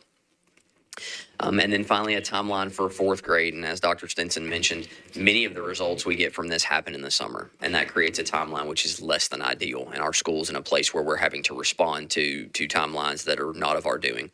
Much like we're responding to a law that was not of our doing. And so in the fall, students that were assigned accelerating scholars, parents were notified of enrollment as part of that requirement to being promoted. In late November, early December, as Dr. Stinson mentioned, we began, I don't know that we actually directly received this information, but we began getting it because we were watching state board meetings where this was being presented. And so we began to gather information about what acceptable growth will be. At that time, we immediately began making plans for communication and supports to our schools for this. Last week, my team held meetings with principals to explain to them what we know, which is really what you're hearing now, so that they can begin communicating with families. So letters for our fourth graders, any fourth grader that we believe might be impacted, specific individualized letters were sent home utilizing the same translation features we've used for third grade letters that we use so successfully for all of our communications to families. They should go home by no later than the end of this week. Originally, we would have liked to have done that a little bit sooner, but the weather had something to say about that as well. In February, those same meeting dates will happen for fourth grade families. At this time, we're not sure if we'll do third and fourth together or separate, depending on the response we're receiving. And then our schools will additionally do meetings specific to those fourth graders. Whereas the third grade meetings are for any third grader, because we don't know if they're proficient. Any third grader could be impacted. For the fourth grade, we know specifically the students that could possibly be impacted. So those meetings will be more specific, those letters more specific, and obviously supports and resources for families a little bit more specific. And then finally, how can the board support? And so we ask that you continue to advocate for appropriate modifications to existing laws. We are still hopeful that in particular for the fourth grade impact, that we see some changes there. Continue to advocate for fully funding extended learning opportunities. We have such a rich history of providing extended learning opportunities in Metro Nashville, which is one of the reasons I say there's no better place to be to make sure that your child's not adversely impacted by these laws. However, that being said, to continue that diverse, broad offerings we have and impacting as many students as we can, we need the funding. We need the full funding for that. And additionally, fully funding curriculum adoptions for Tier 1, which I again say is one of our basic strategies for ensuring less and less students are affected by these laws. And finally, continue to communicate to families about the supports that MNPS provides currently that are not just designed to minimize the impact of these laws, but will do that, but also are just good wraparound supports that we want to offer our families. And so with that, Dr. Battle, board, I'll turn it back over to you. Thank you.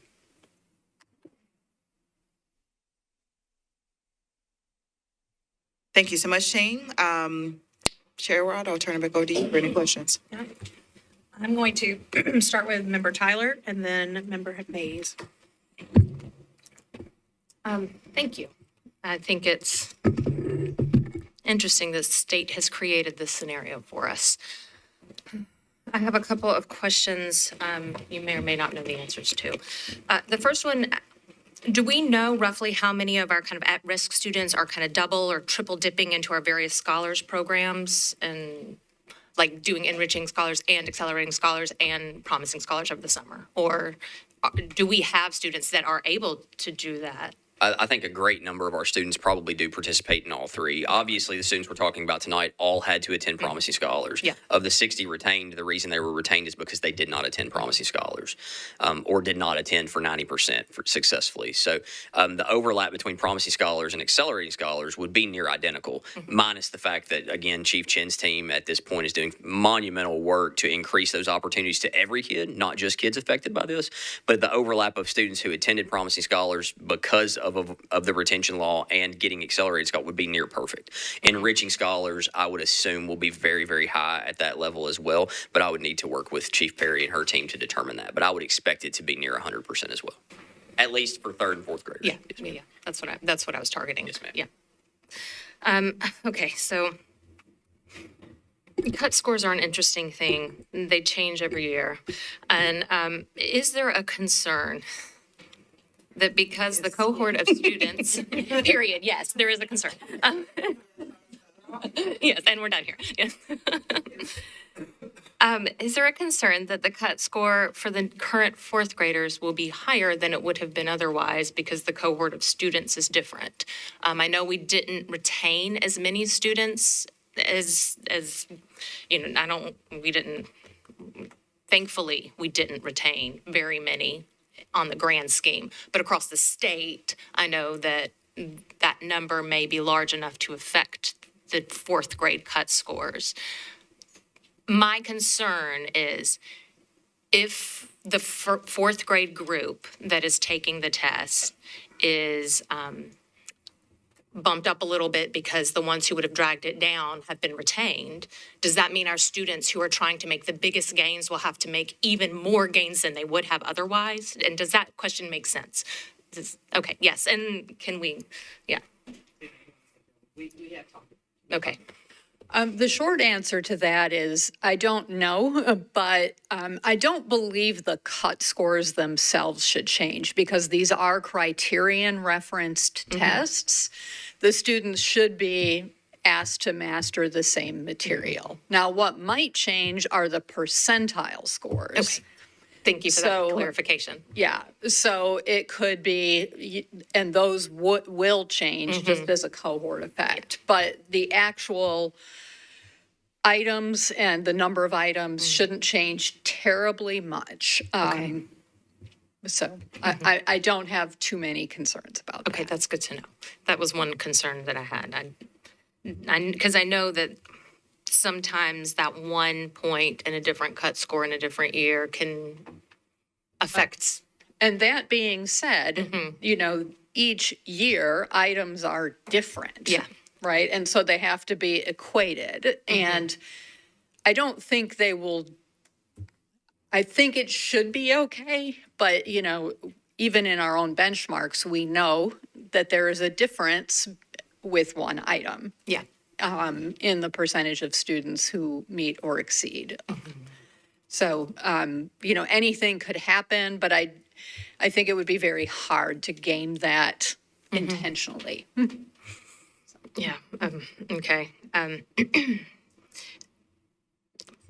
have a lot of thoughts that probably aren't appropriate to say, so I will just We'll turn it over. turn it over.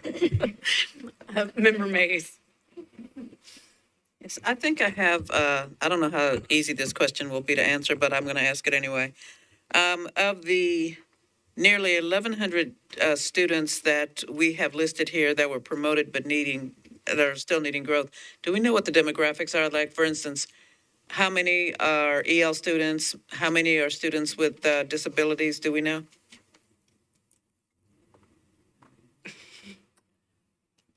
I don't have those numbers on hand. However, anybody with a disability that like a reading disability already was exempted from this, as well as English learners under 2 years.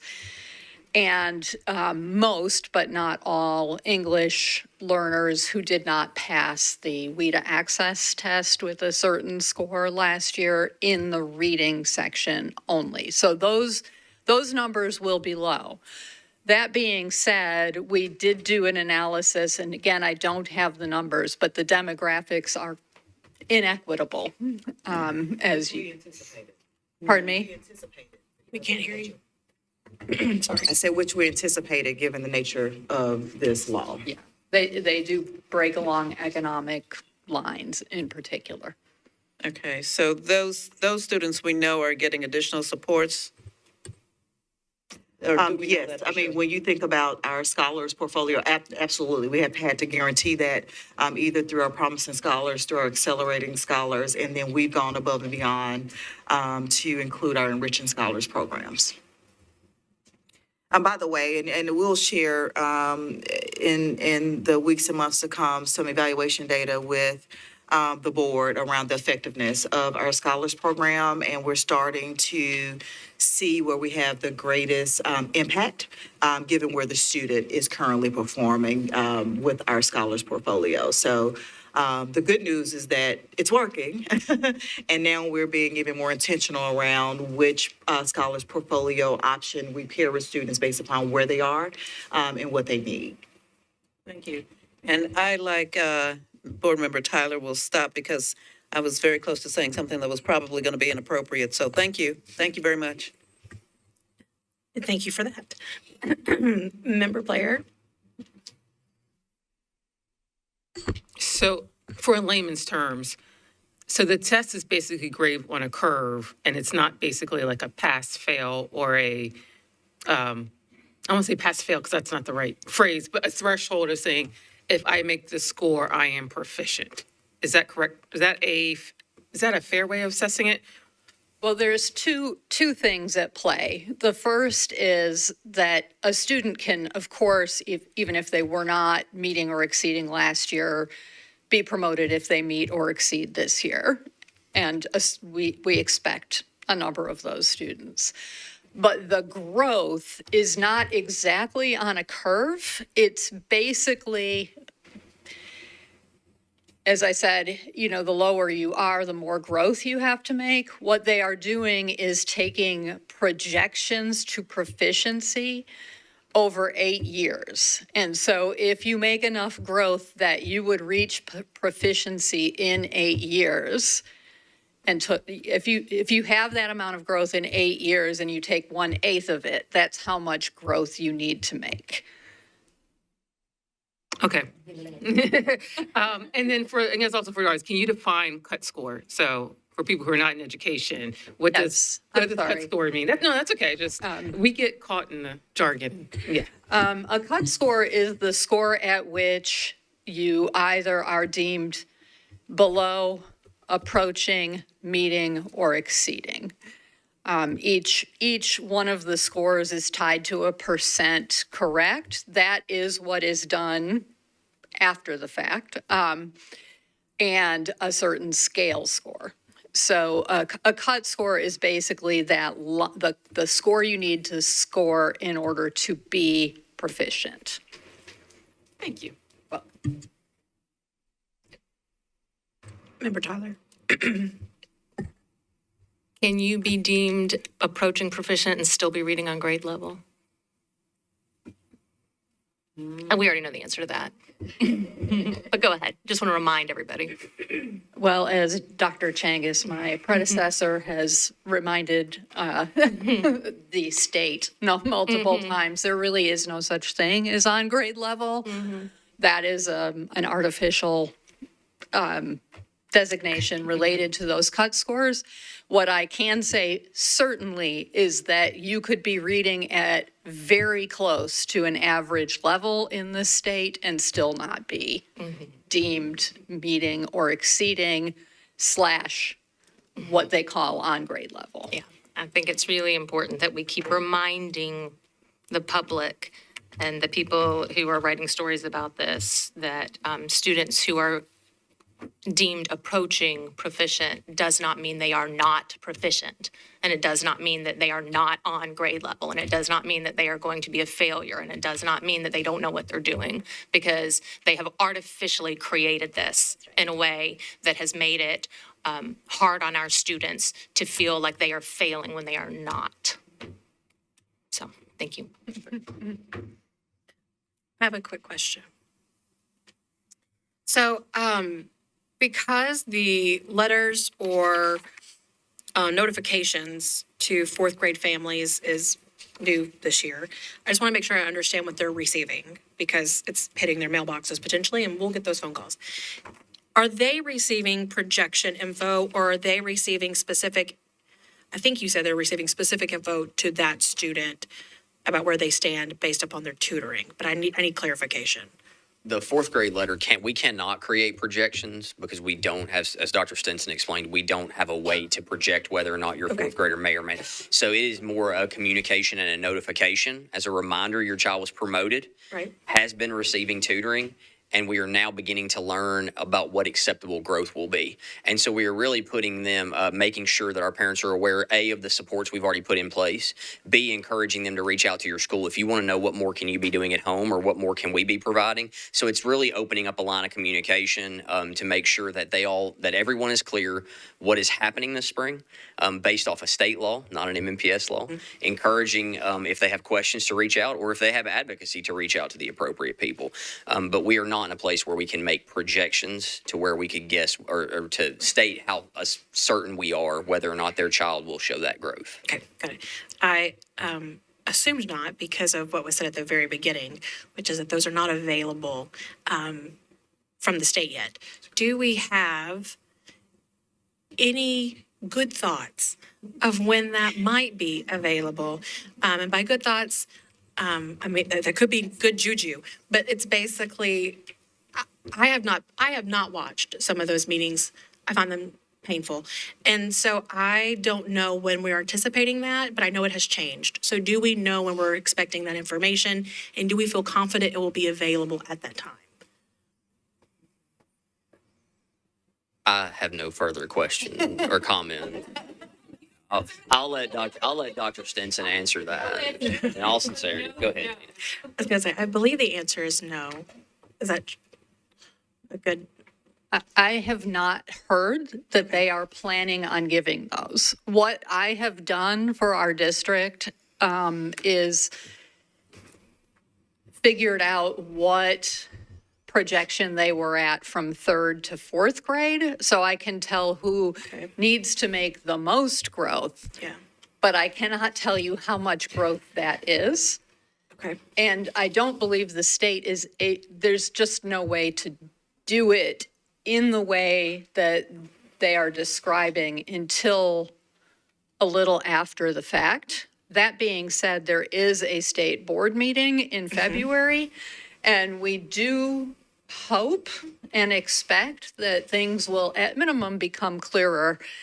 Okay. And one thing that probably needs to be said is right now, there is no, you get promoted with additional tutoring. You get promoted if your screening score is X, Y, or Z, like there was from 3rd to 4th grade. It is a simple yes, no, you met the appropriate growth, or you are meeting or proficient. So we hope for some additional information about that.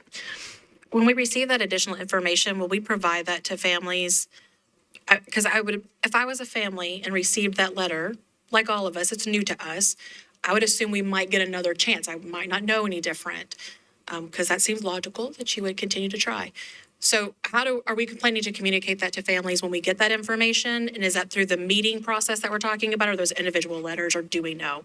We will communicate everything that we can as soon as we can, as long as we can communicate in a way where we feel like, A, we can make sense of it for our families, and B, that we are reasonably assured that it's accurate information. So that's why even you'll remember last year, as the law was developing, there were many meetings that you attended that I presented, and I said, I can't answer that for you right now because I don't know. And so as we get information, as specific as we can be, we will absolutely communicate that to our parents as soon as humanly possible. If we get information and we can make projections for every kid, we will run the reports and we will send projections for every kid, because that's what I would want as a parent. That's what's right for our parents. I'm not hopeful that we will get that information. And by talking to Dr. Stinson, I'm not hopeful that that's even possible. But we will absolutely be communicating to our parents, usually through our schools, because that's where we get the highest participation. But as you can see, we're attempting to also provide support hub opportunities as well to lift a little burden off our schools whenever we can.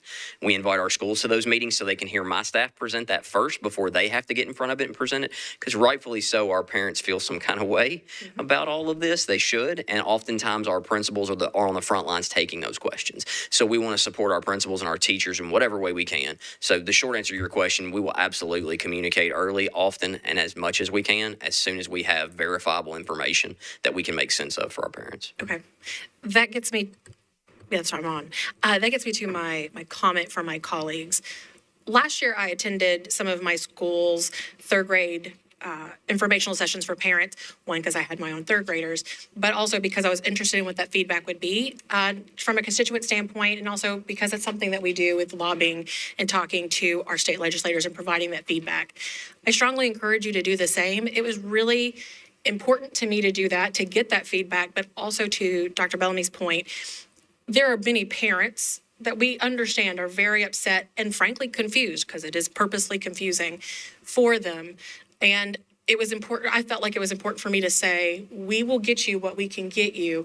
I promise if we don't have this information, it's not your teachers, because usually those parents understandably would go to their teachers. So it's not your teacher's not keeping that from you. It's not that the principal's keeping it from you or something along those lines. I promise we're trying to get this to you as first and as soon as possible. It was also a great way to hear those concerns and issues and the thought process behind those parents, and also provide that back to the state. So if you learn of when those are, I really encourage you to go and be in attendance so you can keep good notes and be an active help to us in reporting that back. Again, we may not have the answers, but a lot of times, understandably, those parents just want to be heard. Again, it's really frustrating. And it was frustrating for me, not just here as a board member, but also as a parent. It was frankly embarrassing to stand up there and say, I don't know either. And I too am a parent of two 3rd graders. And I'm the board chair, and I don't know the answer because I don't know it because it doesn't exist. And that's a really difficult place, particularly for a principal to be. And I ask that we help support our staff and our parents and our teachers in that work. I got a lot of great feedback from those educators that felt like it was helpful to not put the pressure just on it's there for them, and they had to answer all of that. So I ask that y'all can make some of those if possible. Thank you for all these answers. I know it's a difficult conversation and topic. We are all very frustrated with it. I appreciate my colleagues watching their language when discussing the topic. And Ms. Tyler, I'll let you have another question real quick. Well, not a question, just one reminder that we will be hosting another day on the Hill, where we will be going and talking to our legislators again as a group. That information hopefully will be coming out shortly as far as the date and the schedule. And I encourage as many parents as possible to join us on that and come and talk to the people who are making these laws. Let them know what the real world impact of them actually is. So we will keep you abreast of that as we know more. Thank you. Thank you. Do you have anything else? Member O'Hara Block, did you have a question? Please, if you guys do have questions as we sit with, well, fair. I think as this changes and as this is continually evolving, as session has begun, I ask that y'all make sure that you send those questions, of course, to Dr. Sevier so we can forward them on internally.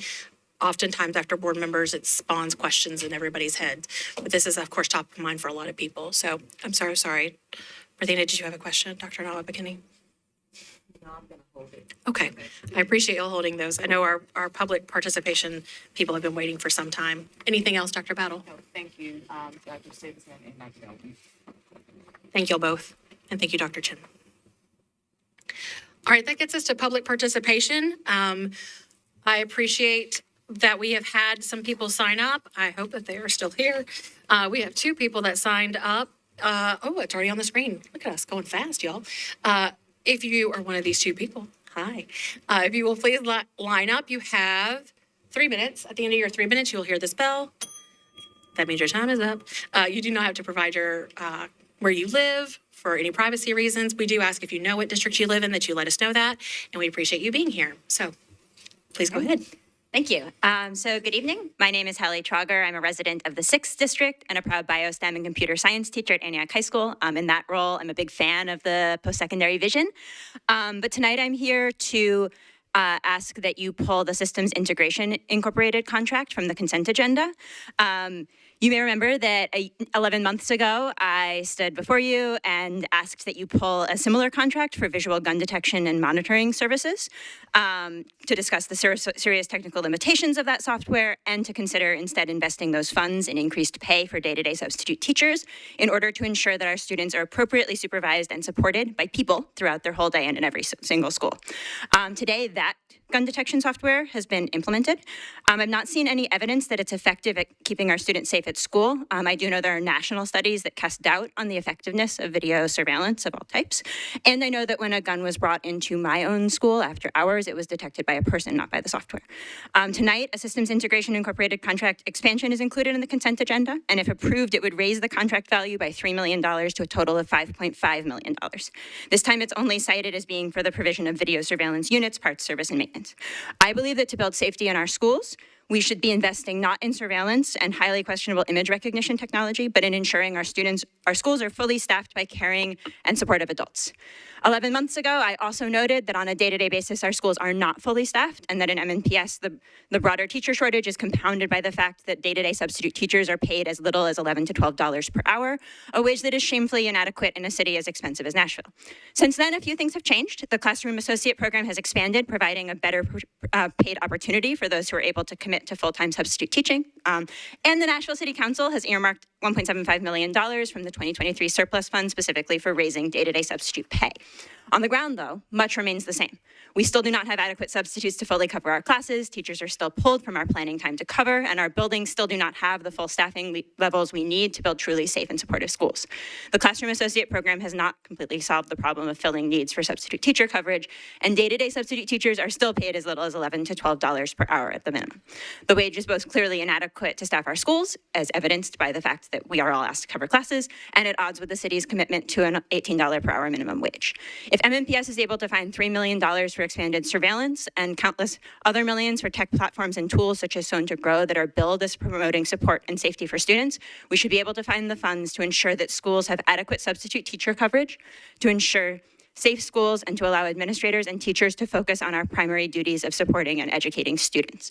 Surveillance cameras and tech platforms cannot substitute for the relationships that make adequately staffed schools thrive as safe and supportive communities. I ask that you instead prioritize implementing promised day-to-day substitute teacher raises as quickly as possible this year, and that you include the funds necessary for a living wage for day-to-day substitute teachers in next year's initial MNPS budget proposal to avoid repeating this year's delay. Thank you very much. Thank you. Is Rosalie here? Thank you.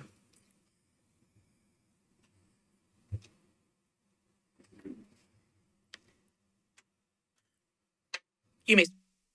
Good evening, Dr. Adrian Battle, Chair Elrod, and members of the board. My name is Rosalie Lawrence, and I'm a member of Sunrise Hillsborough, part of a larger Sunrise national movement. I'm here tonight to address the capital budget allocations and how climate change fits into all of it. I would first like to commend Metro Nashville Public Schools for all the time, money, and thought that they have already poured into making our schools more sustainable and environmentally conscious. The pollinator gardens at schools like Stratford, my own LEED certified school, and many other sustainable actions don't go unnoticed. We appreciate that these items were budgeted for in the past and hope to move forward with items like these included in the 2024-2025 capital budget. Items like these include legal action. Part of Sunrise's mission is to pass the Green New Deal for schools, which outlines 4 sustainability and action-oriented goals. Number 1, we strive for safe and clean buildings. MNPS has done an outstanding job with its new LEED certified schools, but it only sets a precedent. We demand that each new structure going forward meets these requirements. This may be done by working with architecture firms that specialize in LEED certification, or making campuses overall greener through implementation of greenhouses, pollinator gardens, and general trees and plants. Number 2, we work for sustainable lunches. This could include partnering with local food providers, composting, using share tables, and/or cardboard trays and compostable cutlery. The current efforts are very isolated and would benefit from some sort of central order. Number 3, we promote education about climate change and green jobs. We appreciate the exposure that students already receive in classrooms, but we challenge ourselves and the board to extend these efforts further with initiatives like green job fairs and pathways centering around environmentalism.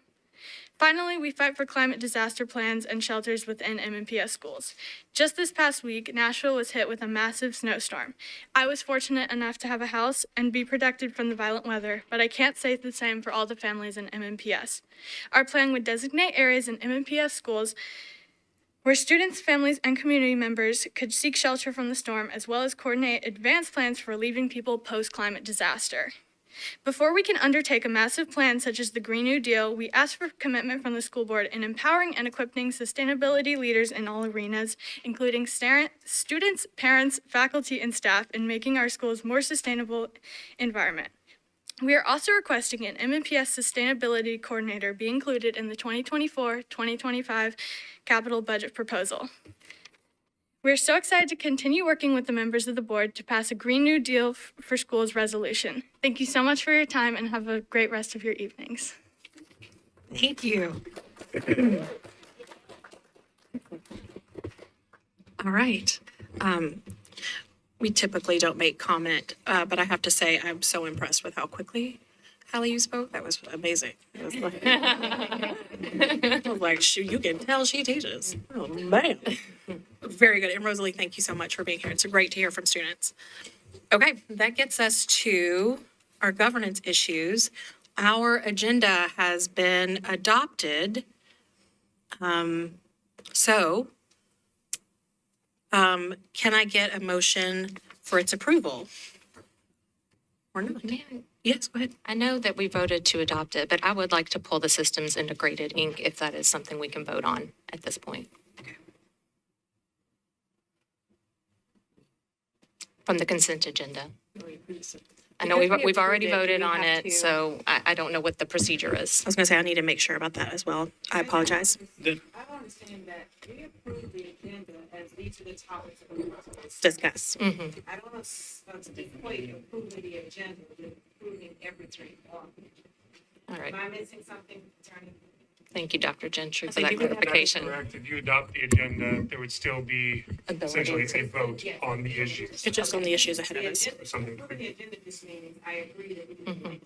Yes. Yeah. Not that they will be discussed in an exact order or anything along those lines. Okay, so you want to pull? I would like to pull consent agenda item 1B5. System integrations. Okay. All right, may I get a motion? May I get a motion for the rest?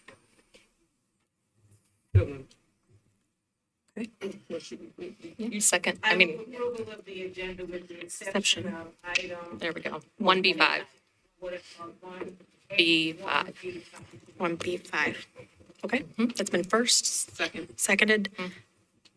All right, let's, You're good. all right, any discussion? All right, all those in favor, please raise your hand. Thank you so much. That is everybody.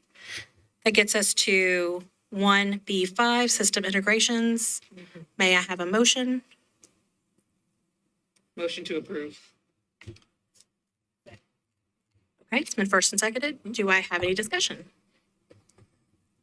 Member Yeah. Tyler, thank you. So when we first passed it, I thought that it was, the source of funds was 100% coming from the public school security grant. But now I'm noticing that with this increase, it includes operating budget funds and capital funds. Can I ask why we're increasing it by, I mean, it looks like almost double. We're happy to answer that question. I believe this is primarily funded through the grant, which you cannot repurpose for other measures. It has to be used for safety and security measures. But Chief Sullivan, if there's anything you want to add, please let us know. Yes, ma'am, thank you. As Dr. Battle said, this is from the public safety grant. This is as we have gotten into implementation of the integration of this different technology with our cameras.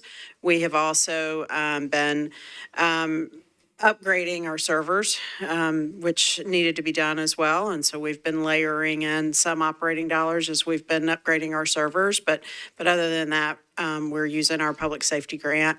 And we did get additional public safety dollars from the legislature and from the TDOE this year. So that is allowing us to be able to finalize this project.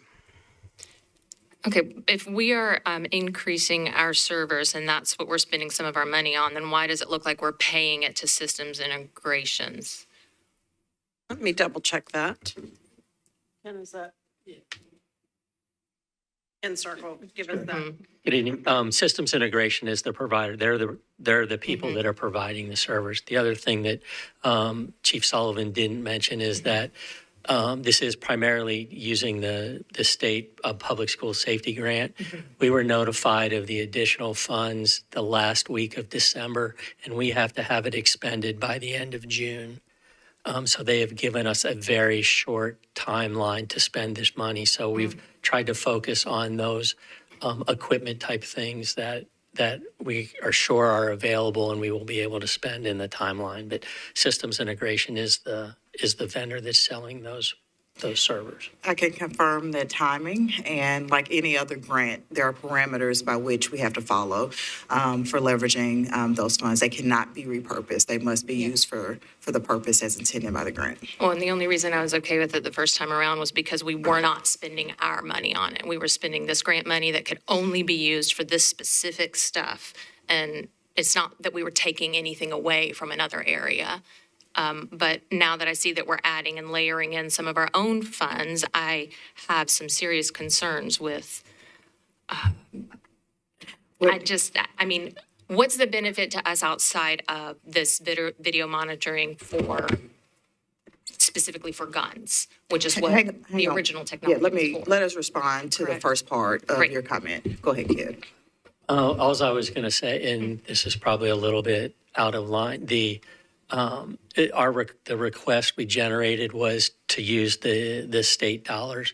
We're not asking for the increase to be using those other funds as kind of a normal practice, giving ourselves a little bit of room in that. But if you wanted to tailor it back to just the state grant funds, I don't think we have any issue with that. All we have available is the grant Right. funding, Yeah. is, Right. is the point there. And again, I have to tip my hat to this team who's been very intentional about leveraging the strategies that as they've been studying national best practices, as we've been thinking about, let's just be clear, there's a backlog in getting any safety and security measures in place. And so they have to be really smart about that given the timing. Otherwise, we'll lose access to the funds and we'll have less security measures in place as we would anticipate for our schools. So I hope that clarifies that this is all grant funding leverage for this particular purpose, given what we know to be some of the stronger practices to beef up our safety and security measures.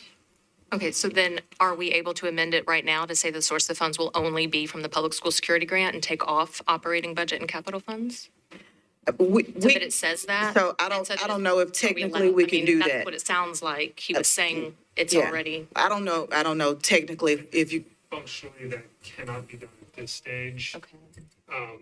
However, I think Yeah. what I'm hearing is What I was getting ready to say is, let me be clear about this. You get X number of dollars in a grant. Sometimes in order to spend the entire grant, you might go over by a few dollars to leave no dollar on the table. So are we willing to lose one server or whatever we need for this systems integration process for the fact that we can leverage $2, if you would, from a capital budget to finalize the project? That's just an extreme example. I understand that. But like, that's what that allows us to do. If you want to zero out the grant, if there are a few dollars even beyond that so that we can zero it out, it does not give us the leverage to complete the project, to zero out the grant, to get the systems in place that we need. So that's what it would be doing, is tying our hands in that capacity, which means one school might not get exactly what we're laying out in this particular project. But it's pretty typical that we would leverage different funding sources, knowing that that's our primary source of funding. Anything, am I missing anything? I think so. I don't think so, ma'am. The only concern is if there is something that we've been working on with systems integration prior that was funded under operating, and that's why I was looking around to see what Kevin was saying. And I saw Chris doing the same thing, so just want to be sure of that. But for this project, we would. Yeah. use So, this grant money. so what I'm hearing is that if we do not, let's say we deny this, we can't repurpose that money because it's not available for any other use. Okay, so we could not repurpose it for any other particular use, which is important and good to know. And then I guess you keep saying this is the server. Have we moved all of our video-based, because I know we've had cameras in our schools before this. Are they all running off the same servers now or is this a conglomeration of a bunch of different groups? So I'm trying to think through how to not get super deep into the weeds here. So they're kind of each individual standalone systems, but they're all integrated into a network so that we can see them all universally. As the technology improves, as cameras themselves improve, as the resolution gets higher, as we're able to layer in things like the artificial intelligence for the gun detection, those things take up additional, as we add cameras, those things take up additional server space and capacity. So the big push on replacing and upgrading these servers is to create the room so that all of those systems, so that we can add additional cameras to provide better coverage, so that we can upgrade the resolution, so that you can, they're more useful, you can get a better picture of who it is, so that the AI piece works better. It functions, but it would work better with new cameras.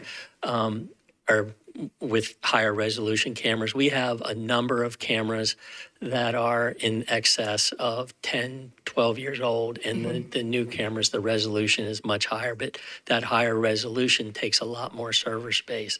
So you've got to increase the server space as you increase the cameras. So a lot of this server thing is an upgrade and improvement of our existing system. It's not necessarily layering in anything in new. It's making that existing system work better.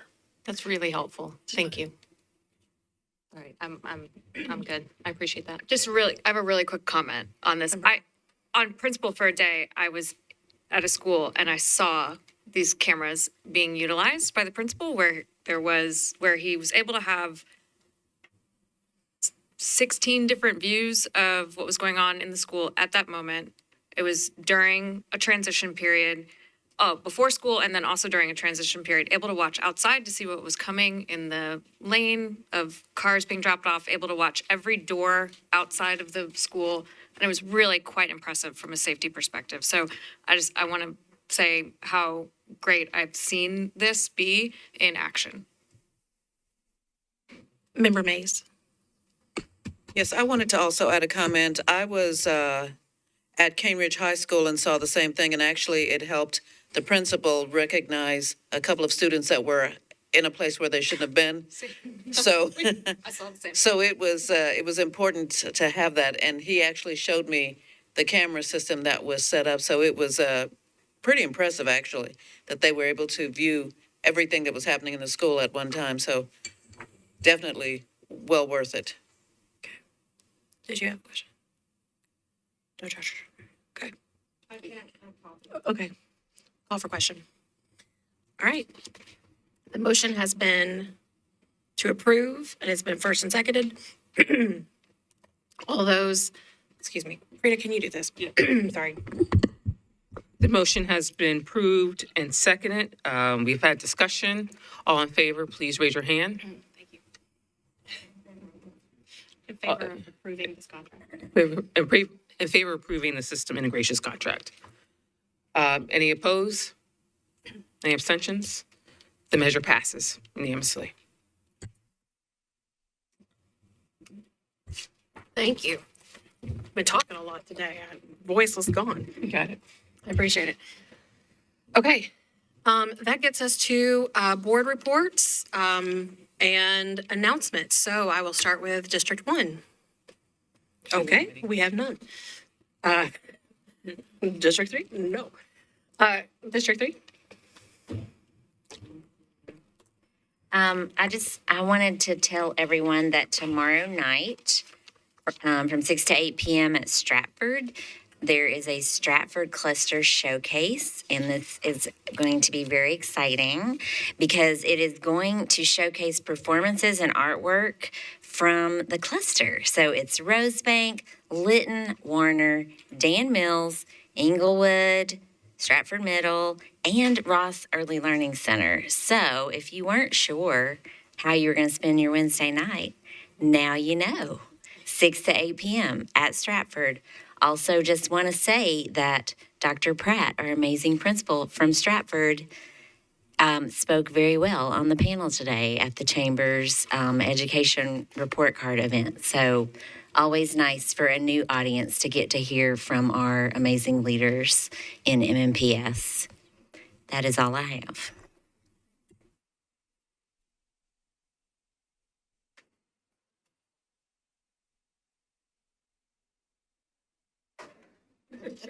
I will tell you, coming back active on the first day after the snow break and all of that, it's been a long day, to say the least. So my brain is done.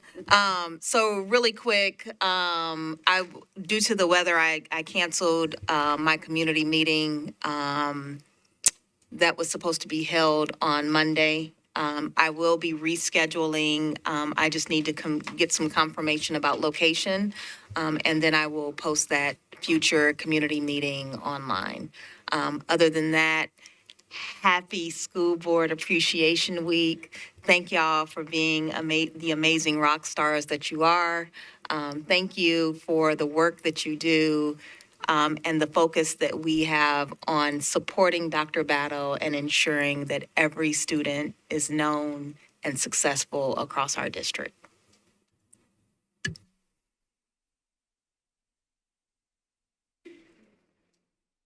Thank you.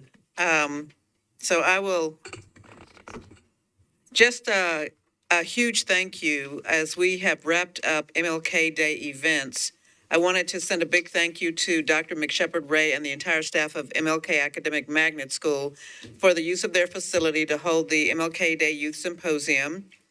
Also to our student school board member who had to leave, Elena Mitchell participated as a panelist on the intergenerational panel. She was phenomenal.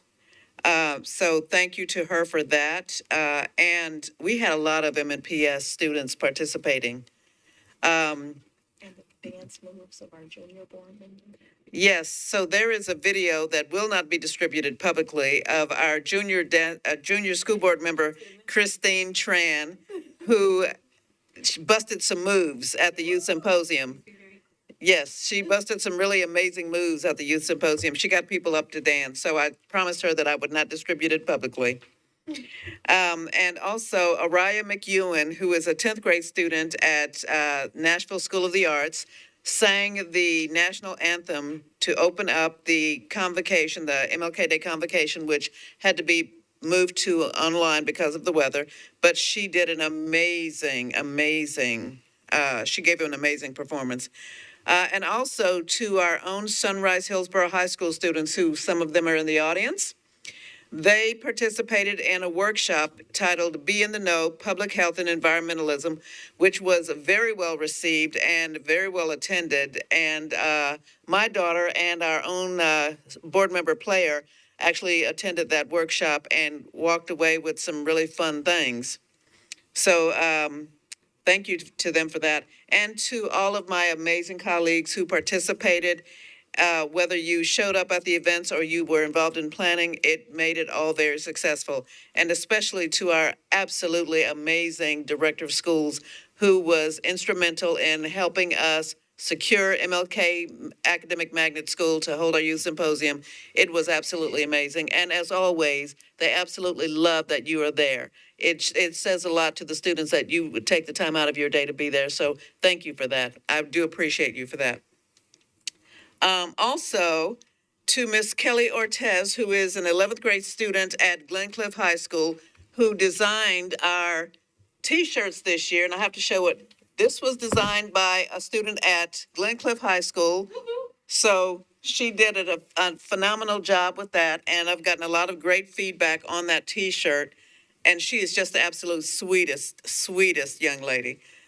And also our Miss Trogger, who spoke this evening, sent me some information that I wanted to share. January 12th, the Antioch High School Technology Student Association competed in the TSA Middle Tennessee Regional Competition. AHS teams placed third out of all Middle Tennessee teams on demand video and second in the region in Technology Bowl. Our TSA chapter looks forward to competing in the State Leadership Conference at the beginning of March, where students will participate in a total of 21 different technology and design-related competitions, ranging from robotics to debate to architecture to fashion design and many more. So thank you, Ms. Trugger, for sending that to me. And finally, for our high school students, on March 5th, the TSBA, the Tennessee School Boards Association, will host the annual the 2024 Student Congress on Policies and Education, also known as SCOPE Conference.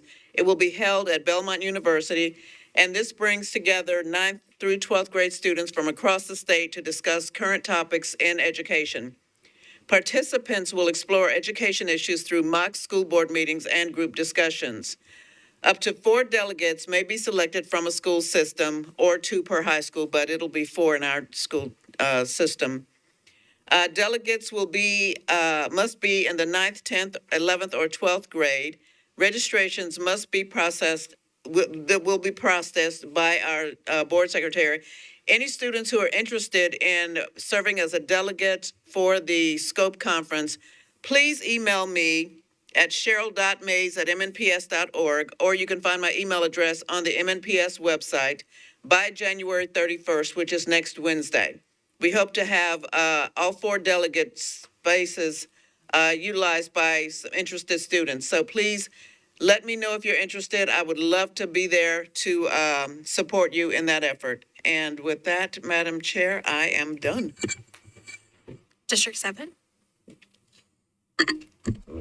My snowbird peas are sprouting from the student event, so I just want to make that announcement that your environmental greenhouse in my little milk jug is working. I have 5 little sprouts. I'm winter sowing. Oh, me too. All right.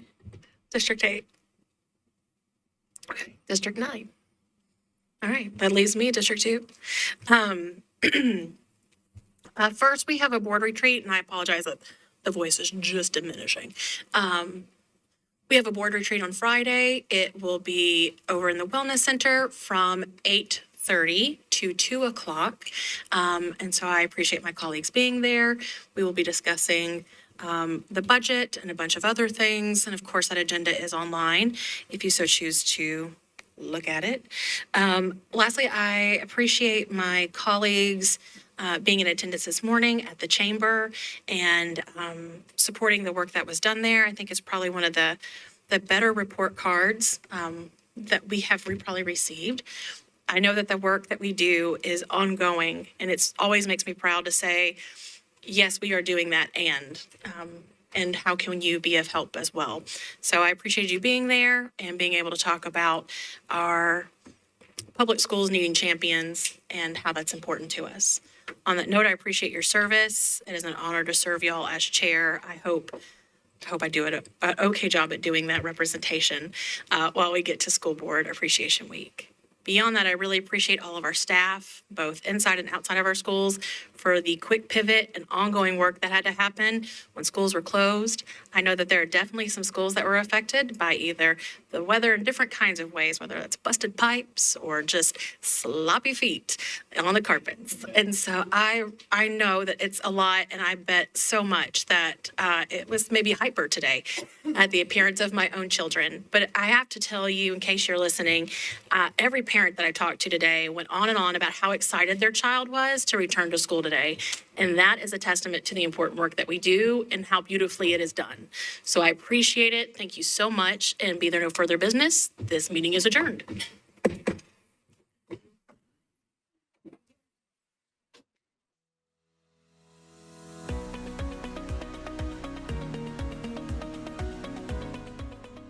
This has been a service of the Metro Nashville Network.